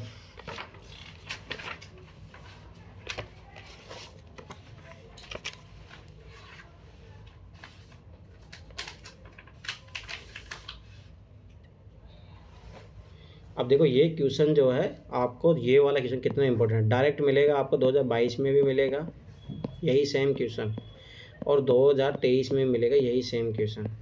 ये वाला क्वेश्चन भी आपको 2023 में मिलेगा। अब मुझे बताओ कितने क्वेश्चन तो मैंने 2023 के बता दिए जो पेपर से रिपीट हुए हैं, अब फिर भी सोचो सीसीए का पेपर इतना टफ था। तो मेरा कहना बताओ पीवाई को अगर अच्छे से नहीं करते हो, मुझे याद अच्छे तरीके हो गए सर, दोनों हो गए। Yes sir. जब मैं परीक्षा आइडिया में पढ़ा रहा था तो उस टाइम हुआ कि उन्होंने पढ़ाने का टाइम नहीं दिया, नहीं तो उस टाइम भी सीसेट मेरा नहीं रुकता। उन्होंने 3-4 साल के पेपर ही कराने दिए। अगर उस टाइम भी अगर मैं 2011 से लेके 2022 तक करवा देता तो सीसेट निकल जाता उस टाइम, क्योंकि पीवाईक्यू से रिपीट थे। तो इसीलिए मैं फिर बार बता रहा हूँ पीवाईक्यू इज़ वेरी इंपॉर्टेंट। हो गया। अब जो ध्यान देखना, बहुत अच्छा क्वेश्चन है ये। अंकों के रूप में 2, 2, 3, 3 का प्रयोग करते हुए 3000 से बड़ी कितनी भिन्न संख्याएं बनाई जा सकती है। 6ठी क्लास का पहला ही चैप्टर है ये, एनसीईआरटी का 6ठी क्लास का पहला चैप्टर। 6.1 में एग्जाम्पल में जाके देखना, यहाँ पे दिया भी है कैसे बड़ी संख्या बनानी होती है। देखो ये है एनसीईआरटी, डायरेक्ट एनसीईआरटी का क्वेश्चन है ये। अब देखो ध्यान से देखना भाई, स्वाभाविक सी बात है यहाँ पे जो है ये कभी भी 3 से तो छोटा नहीं होगा ना, ये हमेशा याद रखना। तो स्वाभाविक सी बात है यहाँ तो 1 3 तो जरूर रहेगा। अब 1 3 जरूर रहेगा। अब स्वाभाविक सी बात है 1 2 3 4 परमुटेशन कॉम्बिनेशन भी मैं लगा के बता रहा हूँ, ऐसे नॉर्मली बता दूंगा, पर सुनो। अब मेरे पास 4 स्थान है और मैं स्वाभाविक सी बात है मेरे पास 4 ही अंक है, क्योंकि 1 तो 3 यहाँ पे आएगा ही और उसी से बड़ी संख्या बनेगी। तो 4 फैक्टोरियल, ठीक है 4 फैक्टोरियल है, परंतु ये देखो 2 2 संख्या 2 2 बार रिपीट हो रही है, तो 2 फैक्टोरियल इंटू 2 फैक्टोरियल से डिवाइड करूँगा। जो संख्या रिपीट होते याद करो, मैंने जब पढ़ाया था परमुटेशन कॉम्बिनेशन तब मैंने बोला भी था, ऐसे लगता है, ठीक है। अब इसको खोल लो, 4 into 3 2 factorial, 2 factorial 1 2 factorial cut जाएगा, 1 2 फैक्टोरियल को खोल लो तो 2 से काट दो, आंसर 6। अब ये है परमुटेशन कॉम्बिनेशन। अगर आप सीख जाते हो तो कैसे लगा पाते हो, कितना ईजी पड़ जाता है यही क्वेश्चन। कोई नहीं, अगर मान लो कि परमुटेशन कॉम्बिनेशन नहीं भी आता है तब अपन 6ठी क्लास के तरीके से करेंगे इस क्वेश्चन को। मान लो नहीं यार आपको परमुटेशन कॉम्बिनेशन आप नहीं सीखे हो, कोई बात नहीं, पर मेरा माना सीखना, क्योंकि कभी कभी उससे 8 8 10 10 क्वेश्चन भी आते हैं। अब सब बात है, देखो 3000 से बड़ी संख्या बनानी है और इन्हीं संख्याओं का प्रयोग करना है। तो 1 3 तो अपने का प्रयोग हो गया, अब 1 3 को तो भूल जाओ आप। अब इन देखो यहाँ पे अपने पास 4 अंक है। अब मुझे बताओ कुछ भी कर लो आप, पहले 3 को साथ में ले लो, 2 को इधर ले लो, ठीक। अब यही संख्या तो ये बन गई, ध्यान से देखते जाना। फिर मैं क्या कर सकता हूँ, अब मैं इन दोनों में देखो यहाँ पे कुछ चेंज करोगे तो कुछ ही फर्क नहीं पड़ेगा, पर यहाँ चेंज करने से फर्क पड़ जाएगा। तो मैं इस 3 को कांस्टेंट रखता हूँ अभी, पर यहाँ पे मैंने 2 3 2, फिर मैं आगे जो है दूसरी नंबर की संख्या बन गई। फिर ध्यान से समझ, इसको मैं अभी कांस्टेंट रख रहा हूँ। अब मैं इसको क्या करूँगा, यहाँ पे इसको पीछे ले जाऊँगा, 2 2 3, ठीक है 3 संख्या बन गई। अब स्वाभाविक सी बात है यहाँ पे मैंने 3 रख लूँगा, तो तब ये 3 संख्या बनी। अब इस 3 को रखोगे तो वही सेम बनेगी, तो अलग से नहीं बनेगी। अब मेरे पास 3 के साथ 2 रखने के साथ में कितनी संख्याएं बन सकती है, तो मैंने ऐसे किया, ठीक है ये चौथी संख्या बन गई।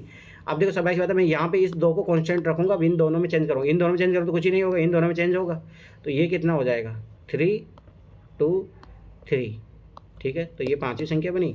फिर अगला 3 2, अब देखो ये स्वाभाविक बात है ये यहाँ पे आ जाएगी, पर रुको ये रिपीट हो रहा है, रुको हाँ। इसके बाद देखो यहाँ पे, हाँ नहीं सॉरी गलत। अब इसको यहाँ पे अपन लेके जाएंगे ना, वही सेम चीज़ जो देखो ऊपर जो पैटर्न फॉलो किया वही करो, 3 2। अब यहाँ देखो देखना, मैं इसको यहाँ ले जाऊँगा तो 3 3 2, बस ये 6 संख्या है, इसके अलावा कोई भी संख्या नहीं बनेगी। तो आप नॉर्मल तरीके से भी कर सकते हो, परंतु मेरा मानना है कि आप परमुटेशन कॉम्बिनेशन सीखोगे तो और ईजी पड़ेगा, क्योंकि एग्जाम में इतना टाइम नहीं होता कि आप इस तरीके से बनाने बैठो परमुटेशन कॉम्बिनेशन। क्या हो गया, परमुटेशन कॉम्बिनेशन से कोई फिर बता दीजिए। अब देखो मतलब ये बोल रहा है कि आपको 30,000 से बड़ी संख्या चाहिए, तो मतलब सब ऐसे ऋण 5 अंकों का योग करके चाहिए। तो भाई 3 1 जो एक देखो 3 3 है, उसमें से 1 3 तो यूज हो गया। अब अपने पास कितने स्थान बचे हैं, 4 स्थान बचे हैं, तो ठीक है स्वाभाविक बात है। तो इन चारों स्थानों पे ध्यान से समझना, 4 फैक्टोरियल है। मैं एक चीज़ बताता हूँ, देखो यहाँ पे मैं जब इसी स्थान पे रखता हूँ, ध्यान समझना, तो यहाँ पे मेरे पास कितने हैं, चारों के चारों में से कोई भी रखा जा सकता है। अब मैं यहाँ पे 1 रख दिया हूँ, तो स्वाभाविक बात है अब यहाँ पे कितनी पॉसिबिलिटी है मेरे पास, 3 अंकों का यूज करके बना सकता हूँ। फिर यहाँ पे मेरे पास कितनी पॉसिबिलिटी, अब 2 अंकों का यूज हो चुका तो 2 ही बचे, तो इंटू 2। अब 3 अंकों का यूज हो चुका, अब 1 बचा तो इंटू 1, ठीक है। अब स्वाभाविक बात है जो संख्या जितनी बार रिपीट हो रहा है, देखो 2 2 बार रिपीट हो रहा है, 3 2 बार रिपीट हो रहा है, 2 जितनी बार रिपीट होता है उसको डिवाइड किया जाता है, 2 फैक्टोरियल मतलब, तो 2 इंटू 1 2 इंटू 1, तो ये कट गया, ये 2 से काटोगे 2 2 3 6, ये चीज़ याद रखो। पर देखो 6ठी क्लास का तरीका भी आना चाहिए, क्योंकि 69 भी देखो, वो भी वैसे ही है। क्या 69? अरे वो परमुटेशन कॉम्बिनेशन है, मैं क्या बता रहा हूँ ये वो परमुटेशन कॉम्बिनेशन क्वेश्चन छोड़ो अभी उसको। अभी मैंने ये क्यों करवाया क्वेश्चन, क्योंकि ये 6ठी क्लास का जो नॉर्मल है उससे भी हो रहा है ये, और परमुटेशन कॉम्बिनेशन सीख लेते तो उससे भी होता है। चलो ठीक है, इधर देखो 67 देखो क्वेश्चन है, बहुत अच्छा क्वेश्चन। मैं फिर बता रहा हूँ 2022 में रिपीट हुआ, 2023 में रिपीट हुआ। पहली बात अपनी ट्रिक लगाओ, सकता है मोस्टली सही होते हैं, अपन जीएस में देखते हैं सकता वाले सही होते हैं, तो एक तो वो तरीका था इसका, इस क्वेश्चन का ट्रिक लग रही है, मैं फिर दोबारा बता रहा हूँ। अब देखो ध्यान से देखो, चलो अब ट्रिक नहीं लगाते हैं, करते हैं क्वेश्चन को। 5 क्रमागत पूर्णांकों का योगफल 100 हो सकता है। मैं कितनी बार बोला हूँ, ये मैंने नोट पढ़ाया तब भी सिखाया, एनसीईआरटी पढ़ाया तब भी मैंने सिखाया। 5 क्रमागत पूर्णांक कैसे लिखोगे आप, x plus 1 x plus 2 x plus 3। अब ये दिमाग मत लगाने, बताओ कितने लोगों ने ऐसे दिमाग लगाया, मैं ऐसे जोड़ूँ 20 प्लस 20, या ऐसे करूँ 20 21 22, ऐसा किसने दिमाग लगाया अरे भाई सिंपल सा तरीका ये अपनाया करो, नहीं फंसोगे फिर उस मेथड में तो आप लोग। ये कौन जागा भाई अभी? शाबाश अमित, तुम यही बहादुरी करो, टेस्ट भी नहीं देते हो, क्लास भी टाइम पे अटेंड नहीं करते हो, यही करते रहो तुम। ठीक है, अभी तो देखो अभी 5 संख्याएं हो गई। ठीक है, 5 क्रमागत पूर्णांकों का योगफल, अब जोड़ो इनको, x plus x plus 1 plus x plus 2 x plus 3 plus x plus 4 बराबर 100। जोड़ो 1 2 3 4 5, 5x, ये देखो 4 3 7 7 2 9 1 10। ठीक, तो x बराबर जो है उधर ये देखो 10 घटेगा 90 आएगा, 90 को डिवाइड करोगे आप 5 से, 5 एक हम 1 4 बचा 5 है, तो x की वैल्यू 18 आ गई। अब इनको करो 18 19 20 21 और 22, अब इनका ऐड करो 100 आ जाएगा। ठीक है, तो देखो मेरा माना कि स्टैंडर्ड मेथड तो यही है, परंतु एक मैं सिखाता हूँ, ये चीज़ भी सीखनी चाहिए, ये कॉमन सेंस कैसे लगाया जाता है, ये चीज़ भी सीखो। मतलब मेरा माना कि अगर देखो एक चीज़ हमेशा याद रखना, देखो एक क्वेश्चन के अगर आपके पास तरीके रहे हैं ना, तो आप एग्जाम में वो हो तो कहीं और कौन सा काम कर जाए। अब देखो समझ बात है कि 100 कब आता है, जब 20 को आप 5 बार जोड़ोगे या 5 से गुणा करो, वही बात होगी, तो 100 आ रहा है। ठीक है, एक सिंपल सा लॉजिक है। तो इसका मतलब है, अब मैं सारी तो संख्याएं वो नहीं ले सकता ना 20, मुझे इसका क्रमागत लेना है। तो सोचो कि अगर मैं 20 से छोटा 2 संख्या, मतलब ये 20 क्या मतलब, ये एवरेज है। अब याद करो एवरेज कैसे निकलता है, अभी 5 संख्याओं का एवरेज है, तो सबाइश बात है 2 संख्या इधर होगी 2 संख्याएं इधर होगी, तो डायरेक्ट भी कर सकते हो आप। अगर ये आपके पास, जब मैं सिखाऊंगा आपको एवरेज वाला, तो उसमें ये टॉपिक है जहाँ डायरेक्ट आप दिमाग लगा सकते हो, तो आपको ज़रूरत नहीं है। परंतु ये बहुत हाई लेवल है मेरा समझना है, पर इस लेवल पे भी पहुँचो, अब तो डायरेक्ट कुछ ही ज़रूरत नहीं है। बस मैंने सोचा ऐसे हो सकता है, ये एवरेज आया तो समझ बात ये बेसिक अंक है, 5 अंकों का एवरेज ये है, तो समझ बात है 2 अंक इधर होंगे 2 अंक इधर होंगे, और वो एक एक माइनस होगा। ठीक है, कर सकते हो, कोई दिक्कत नहीं। पर ठीक है, अब आगे देखो, अब मैंने कितनी बार बोला, ये क्वेश्चन देखो पहले भी रिपीट हुआ है, याद आया वो क्वेश्चन जिसमें कितने कॉम्बिनेशन बने थे। 3 क्रमागत धन पूर्णांकों का, देखो यहाँ बस याद रखना पॉजिटिव इंटीजर दिया है, का गुणनफल उनके योगफल के बराबर हो सकता है। हाँ हो सकता है, जैसे 1 2 3 जोड़ो इनको कितना आता है 6, गुणा करो कितना आता है 6, बस हो सकता है बोला है। पर याद रखना यहाँ पे जैसे पॉजिटिव इंटीजर दे दिए, आगे जाके आपने पेयर पूछ लिए कभी तो पूछा है ना, आगे पूछा है। अब सबाइश बात है, देखो ये चीज़ याद रखना। अब तो भाई सबाइश बात वो चीज़ लगाओ ना, x plus Y plus Z बराबर क्या 3 क्रमागत, वही धन, देखो यहाँ पे वही चीज़ लिखनी पड़ेगी। अगर आपको मैं वो चलो वो तरीका भी सिखा देता हूँ। क्रमागत पूर्णांक अभी जैसे लिखे थे वही x प्लस 1 x प्लस 2। ठीक है, ये हो गया क्रमागत पूर्णांक। ये क्या बोला, 3 क्रमागत धन पूर्णांकों गुणनफल और उनके योगफल के बराबर हो सकता है, तो प्लस गुणनफल x प्लस 1 और x प्लस 2। ठीक है, इनको ऐड करो कितना हुआ 3x प्लस 3, इनको करो गुणा, तो पहले ए प्लस वो वाला फॉर्मूला से करोगे, तो इसको ऐसे रहने दो। अभी x से मल्टीप्लाई होगा, x स्क्वायर हो जाएगा प्लस 2x होगा प्लस x होगा प्लस 2 हो गया। ठीक है, उसके बाद में देखो ये x स्क्वायर हो गया प्लस 3x प्लस 2 हो गया। ठीक, इसको मल्टीप्लाई करो, x क्यूब हो गया प्लस 3x स्क्वायर हो गया प्लस 2 हो गया। अब यहाँ पे आ जाओ, ये इक्वल टू था। ठीक है, अब ये x का एक जगह ले लो, तो ये देखो x cube plus 3x square. ठीक है, ओ सॉरी यहाँ पे ये 2x बनेगा, क्योंकि ये भी तो x इससे भी तो गुणा होगा। ठीक है, तो ये प्लस 2x, ये माइनस इधर ले आओ, माइनस का 3x है, ये माइनस का 3 हुआ, ये 0 हो गया। ठीक, आगे देखो x cube plus 3x square, यहाँ पे माइनस का x बचेगा, माइनस का 3 हुआ। अब आपका फॉर्मूला, अब देखो याद करो, वो a माइनस बी का क्यूब का फॉर्मूला उस तरीके से भी होगा। ठीक है, अब ध्यान से समझो, अब इसमें आपको ये सोचना है कि कब जो है x की क्या वैल्यू रखे अपन जो 0 आ जाए। तो अगर आप x की वैल्यू देखो 1 रखते हो तो 0 आता है, ध्यान से समझना ये चीज़। x की वैल्यू देखो यहाँ 1 आएगा, यहाँ 3 आएगा, यहाँ 1 माइनस 3, तो ये 0 आ गया। तो इसका मतलब एक गुणनखंड क्या होगा, ये देखो ना एनसीईआरटी में सिखाएगी ये सारी चीज़ें। अब इसका मतलब है x तो x माइनस 1 जो है इसका एक गुणनखंड है, x माइनस 1 जो है इसका एक गुणनखंड है। अब एक होती है भाग विधि, जिससे आप इसको डिवाइड करोगे। ठीक है, वो तरीका भी सीख लो, नहीं तो आप एक चीज़ सोचो कि उस तरीके से बना सकते हो। देखो एक तो तरीका ये कि भाग विधि भी लगाई जाती है। अब देखो मैं अलग चीज़ सिखा रहा हूँ, परंतु ये काम आती है, अरे ये एनसीईआरटी में दिया सब। एक तो तरीका है कि आप इसको भाग विधि से जो है वो निकाल लो। ठीक है, ये आराम से निकल जाता है, यहाँ से भाग विधि के द्वारा।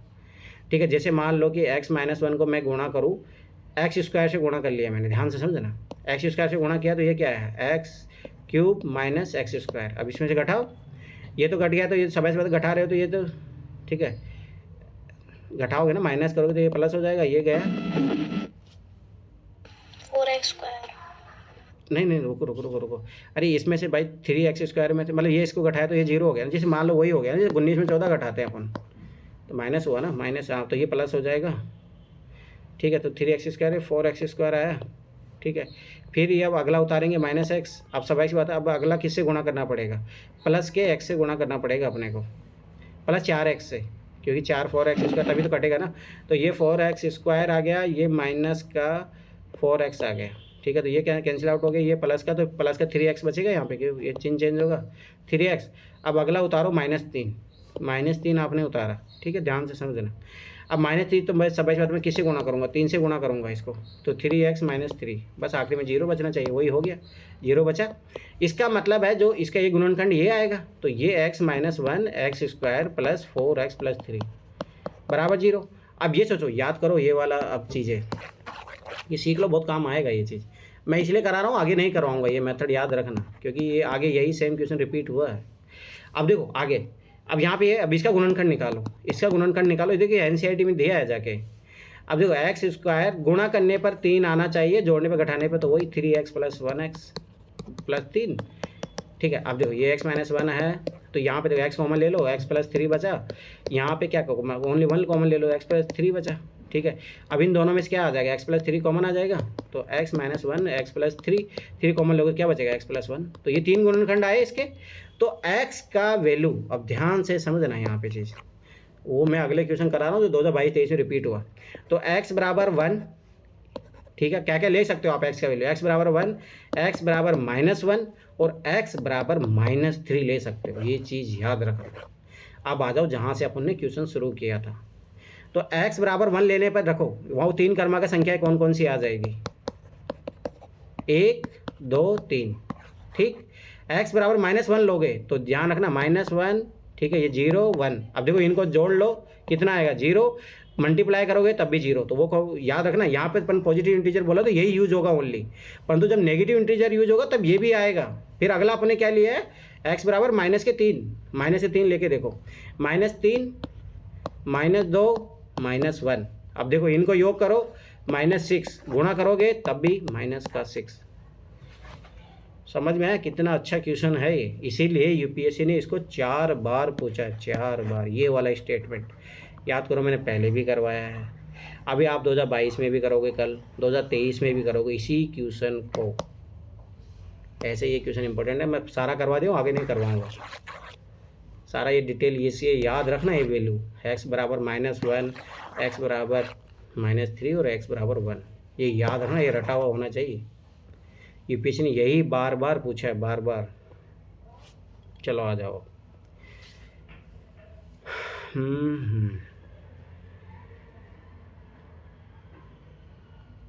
याद करो, इस टाइप क्वेश्चन किए थे अपन, कर लो एक बार एलसीएम वाला क्वेश्चन। 75 करो, 76 करो और 79 करो, बस हाँ ये तीनों करो, फिर ख़त्म करो फटाफट। और वो क्वेश्चन याद रखना, मैंने इतना लंबा सिलेबस करवाया है, उसका कारण ये है कि वो बहुत इंपॉर्टेंट है। वो पता होना चाहिए आपको, x बराबर -1 क्यों आता है, x बराबर -3 क्यों आता है, वो पता होना चाहिए। ये सब एनसीईआरटी में दिया है, मैं फिर बार बता रहा हूँ, बीज गणित का पार्ट है वो।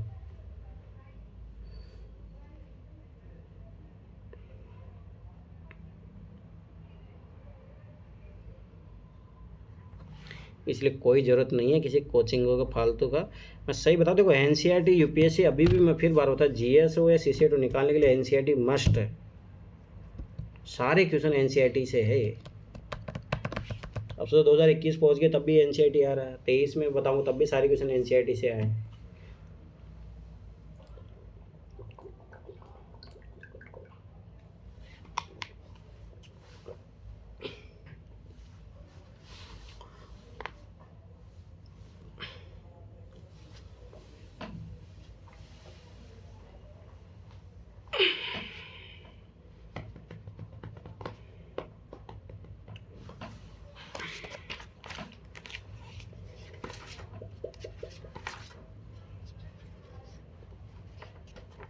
इस एग्जाम का सबसे इजी क्वेश्चन था 79। अगर ये क्वेश्चन कोई नहीं करके उठा के फेंक हर साल यूपीएससी एक दो क्वेश्चन तो ऐसे देती है भाई, कोई एग्जाम मतलब 5वीं क्लास की मैथ पढ़ के गया ना वो भी बना लेगा।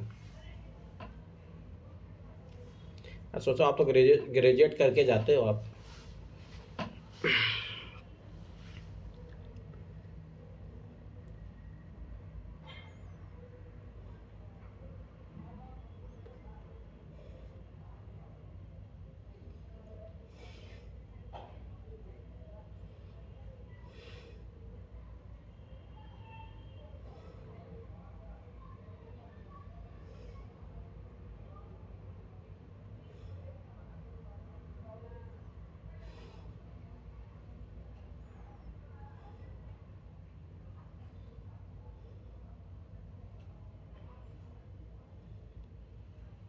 हो गए सर। हो गए तीनों? Yes sir. ठीक है, और देखते हैं बनाओ। मैं फिर बता रहा हूँ, देखो सारे क्वेश्चन रिपीटेड है। ये क्वेश्चन मैं पहले करा चुका हूँ, ये भी करवा चुका हूँ, ये भी हो चुका है। ये तो नॉर्मल क्वेश्चन है, तो क्या ही है, यानी सारे क्वेश्चन बनने चाहिए। अब मुझे बता, देखो 2021 तक कोई भी नया क्वेश्चन नहीं है जो अपने पहले पीवाईक्यू में नहीं किया है। सारे क्वेश्चन वही है, वही सेम पैटर्न वाले। और लगभग देखो इस पेपर में भी कितने नंबर सिस्टम के क्वेश्चन थे, देखो 20-25 तो आ ही रहे हैं। अब इसमें भी अगर आप देखोगे 1 2 3 4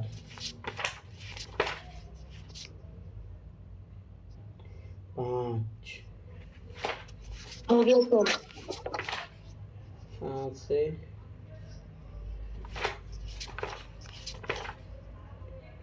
6 7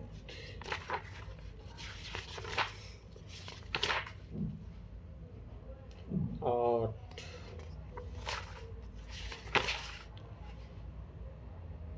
9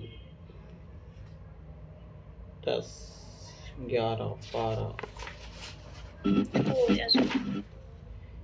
13 14 15 16 17 और 18, समझ रहे हो? 18 देखो, 18 20 क्वेश्चन आ रहे हैं एक ही चैप्टर से। चलो देखो इधर, तो सबसे पहले 79 क्वेश्चन देखो, सबसे इजी क्वेश्चन है। अब ये क्वेश्चन भी अगर एग्जाम में नहीं करके आए ना, मैं ऐसा ही बता रहा हूँ, उठा के फेंक दो मतलब लोगों को। क्योंकि देखो मैं फिर बता रहा हूँ, यूपीएससी यही चाहती है भाई कुछ क्वेश्चन पढ़ा करो, उसी से आंसर आ जाते हैं। जब किसी निश्चित संख्या को 7 से गुणा किया जाए तो गुणनफल में पूर्ण रूप से याद रखना केवल 1 का अंक ही समाविष्ट होता है, ऐसी लघुत्तम संख्या कौन सी है। अब ये देखो इसने कंडीशन दे दिया कि छोटी संख्या कौन सी है, ये भी याद रखना, ठीक है। तो वो ये सब भाई से बता, आप 7 से गुणा करोगे। देखो एक चीज़ समझो, ध्यान समझो, जैसे मान लो कि यहाँ पे कोई भी संख्या है 15,713, जैसे मान लो इसको मैं 7 से गुणा करूँगा तो ये बोला कि ये 1 1 1 1 1 ऐसे करके आएगा। अब एक चीज़ हमेशा एक चीज़ सोचा करो कि अगर ऐसा आ रहा तो समझ में आता, अगर मैं इसको इससे डिवाइड करूँ तब भी हो जाएगा वो चीज़, वरना ऐसा नहीं करने की ज़रूरत है। पर मैं बता रहा हूँ ये चीज़ याद रखना। चलो ठीक है, कोई नहीं, ठीक है। हाँ ये भी, हाँ सुनो सुनो सुनो सुनो, हाँ मतलब मैंने क्या बोला, देखो समझ बात है। देखो 5 अंकों की संख्या को आप 7 से गुणा करें तो मोस्टली हो सकता है 6 अंकों की 6 आए, तो आप इसमें 7 से डिवाइड करोगे तो वो संख्या मिल जाएगी। करो 7 एकम 7 4, ठीक है। 7 पंजे 35, 35 और 6 61, 7 8 56, ठीक है। 56 और कितना बचा, 5 51, 7 7 49, 2 7 21, आ गया आंसर। कुछ ही करने की ज़रूरत नहीं है। समझ में आया मैं क्या लॉजिक बता रहा हूँ?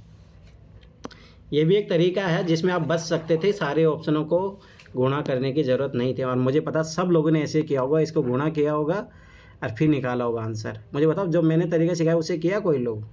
नहीं सर, लास्ट की 2 संख्याओं को गुणा करके देखा था तो बस इसी में ही बन रहा था 1 1 का पैटर्न। नहीं, ये लॉजिक कौन सोचेगा भाई? आप सोचो ना भाई कि ये संख्या को आप गुणा कर रहे हो, ये 1 1 1 आ रहा, तो इसका मतलब मैं 7 से अगर इस संख्या को 1 1 को डिवाइड कर दूँ तो वो संख्या मुझे मिल जाएगी ना। बताइए सर, मैं तो गुणा करने पे 1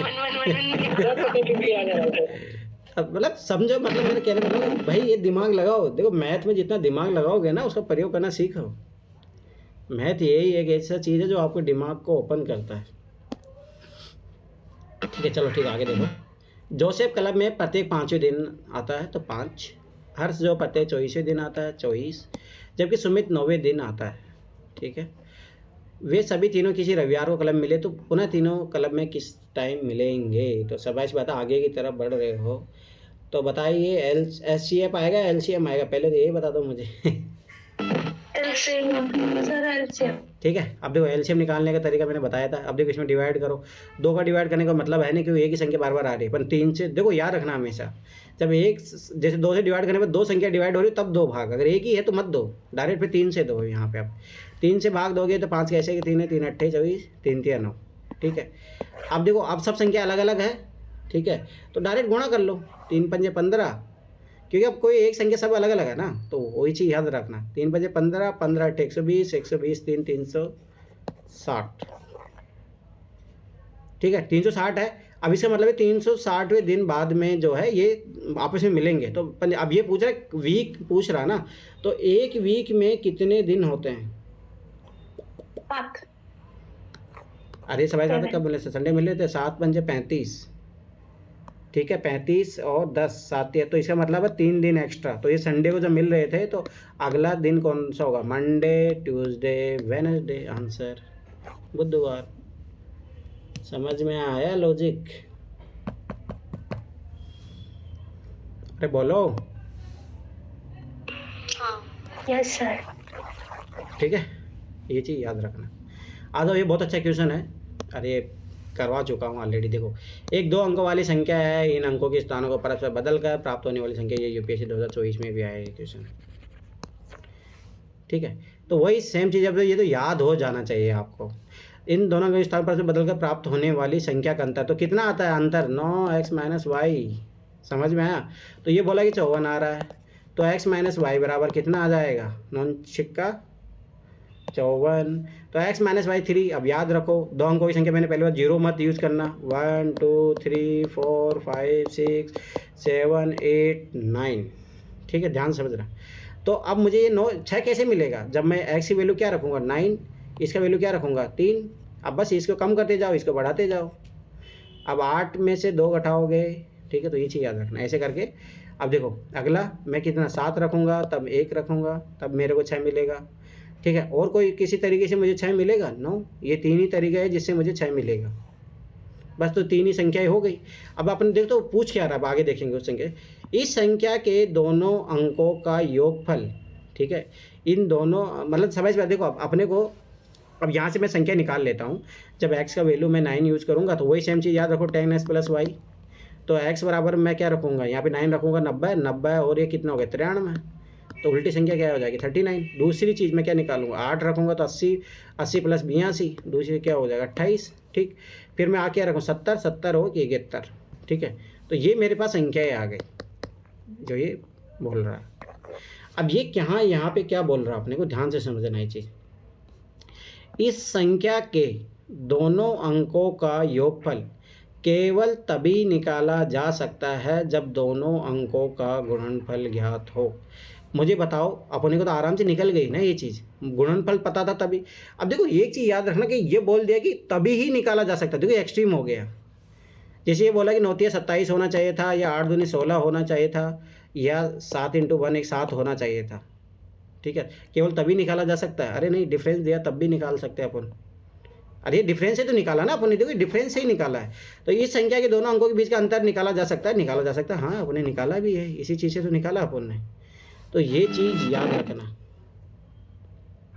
समझ में आया?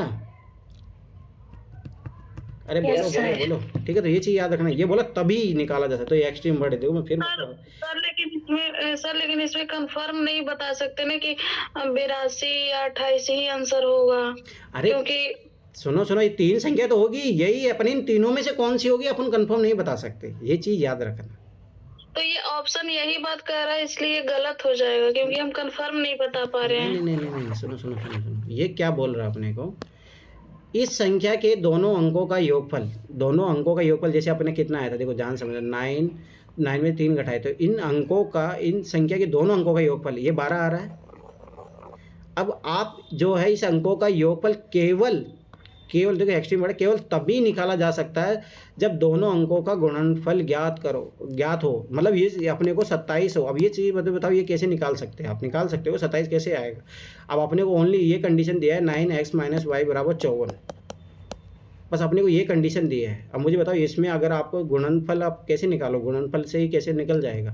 कोई संख्या मिल भी गई तो आप वो संख्या कैसे फाइंड आउट करोगे? क्योंकि ये चीज़ याद रखना, 27 भी आ रहा है और उधर 8 - 2 करोगे 16 भी आ रहा था, ठीक है, 7 × 1 करोगे तो ये तो अलग अलग आ रहा है ना। केवल गुणनफल से चलिए निकाला जा सकता है, जब वो संख्या आपको अंतर पता होगा तभी आप निकाल सकते हो। इसलिए अगला स्टेटमेंट भी दिया है, इस संख्या के दोनों अंकों के बीच के अंतर को निकाला जा सकता है। तो अंतर तो निकाला जा सकता है। तो इसमें पहला स्टेटमेंट गलत है ना सर? हाँ वही तो बताओ गलत है ना। ये बोला ओनली जो एक्सट्रीम बात बोला, तो ये चीज़ याद रखना, जीएस में हो चाहे सीसेट में, दोनों चीज़ याद रखना हमेशा। ये चीज़ देखो इस पेपर में बहुत लगा है ये ट्रिक। केवल तभी निकाला जा सकता है जब दोनों अंकों का गुणनफल ज्ञात हो। देखो ये मतलब ये कहने मतलब है कि दोनों अंकों का गुणनफल कितना है? x × y। अब मुझे बताओ x × y आप निकालोगे कैसे? यहाँ से अपने को क्या मिल रहा है? अंतर मिल रहा है ना। ये कितना आ रहा है? 6 आ रहा है। अब मुझे बताओ, सोचो कि अपने को ये चाहिए तो आप इस इक्वेशन से मुझे बताओ ये निकाल सकते हो? लगाओ कुछ तरीका। अगर मान लो मैं इसको स्क्वायर करूं, 36 आ गया, x², ठीक है, प्लस y² - 2xy = 36। अब ध्यान से समझो, अब ये इक्वेशन जब ऐसे बन जाएगा, ये -36 कर दो बराबर 2xy। मुझे बताओ इस संख्या को, अब इनका स्क्वायर आप ज्ञात करोगे तो वो स्क्वायर तो नहीं है ना, अपने पास ओनली एक इक्वेशन बनी है x - y, उससे तो इसका मतलब ये नहीं निकाला जा सकता कि इनके संख्या गुणनफल से आप दोनों अंकों का गुणनफल ज्ञात हो तभी निकाल सकते हो अंकों का योगफल। रुको एक मिनट, एक और चीज़ है इसमें, इस क्वेश्चन में ऐसे तो क्वेश्चन हो गया। देखो अपन देखो, इस संख्या के दोनों अंकों का योगफल मतलब x + y, दोनों अंकों का योगफल तो x + y हो ना, केवल तभी निकाला जा सकता है जब दोनों अंकों का गुणनफल भी ज्ञात हो। तो ये चीज़ ध्यान समझ, जैसे मान लो कि ये चीज़ है, मुझे अगर मान लो संख्या योगफल तभी निकाला जा सकता है, तो ये क्या होगा? x² + y² + 2xy। ऐसा नहीं है कि ओनली आपको यही ज्ञात होगा तभी निकाल सकते हो, ये भी तो जरूरी है ना। समझ में आया कुछ? गुणन, हाँ, प्रोडक्ट ये गुणनफल नहीं आ रहा है। हाँ, अगर ओनली जैसे एक चीज़ रखना है x + y = xy होता, तब फिर ये स्टेटमेंट सही होता। समझ में आया? यस सर, तब सही आ रहा है, पर दूसरे वाले नहीं आ रहा है, प्रोडक्ट नहीं आ रहा है। तो ये चीज़ याद रखना, ये x² + y² की टर्मिनोलॉजी अपने पास नहीं है ना, इसका कैसे पता करोगे आप? दूसरी बात देखो, एक्सट्रीम स्टेटमेंट पकड़ना, ये चीज़ याद रखना। चलो ठीक है, हो गया इस पेपर के सारे क्वेश्चन। अब देखो एक चीज़ ऑब्जर्व कर रहे हो, देखो क्वेश्चन वही आ रहे हैं। अब ये क्वेश्चन देखो पहले भी कितनी बार कर चुके हैं, आगे भी आएगा, ये बहुत बार रिपीट होगा। चलो ठीक है, कितना बज गया? 9:11, 9:30 तक आ जाना, ठीक है। राजो कंप्लीट करेंगे, हो सकता है उधर मैं 1993 से शुरू भी कर दूँ आज। चलो ठीक है, देखते हैं, नहीं तो मैं हो सकता कुछ होमवर्क दूँ, कल से अपन शुरू करें, ठीक है। 9:30 बजे मिल जाना, फिक्स 9:30 बजे।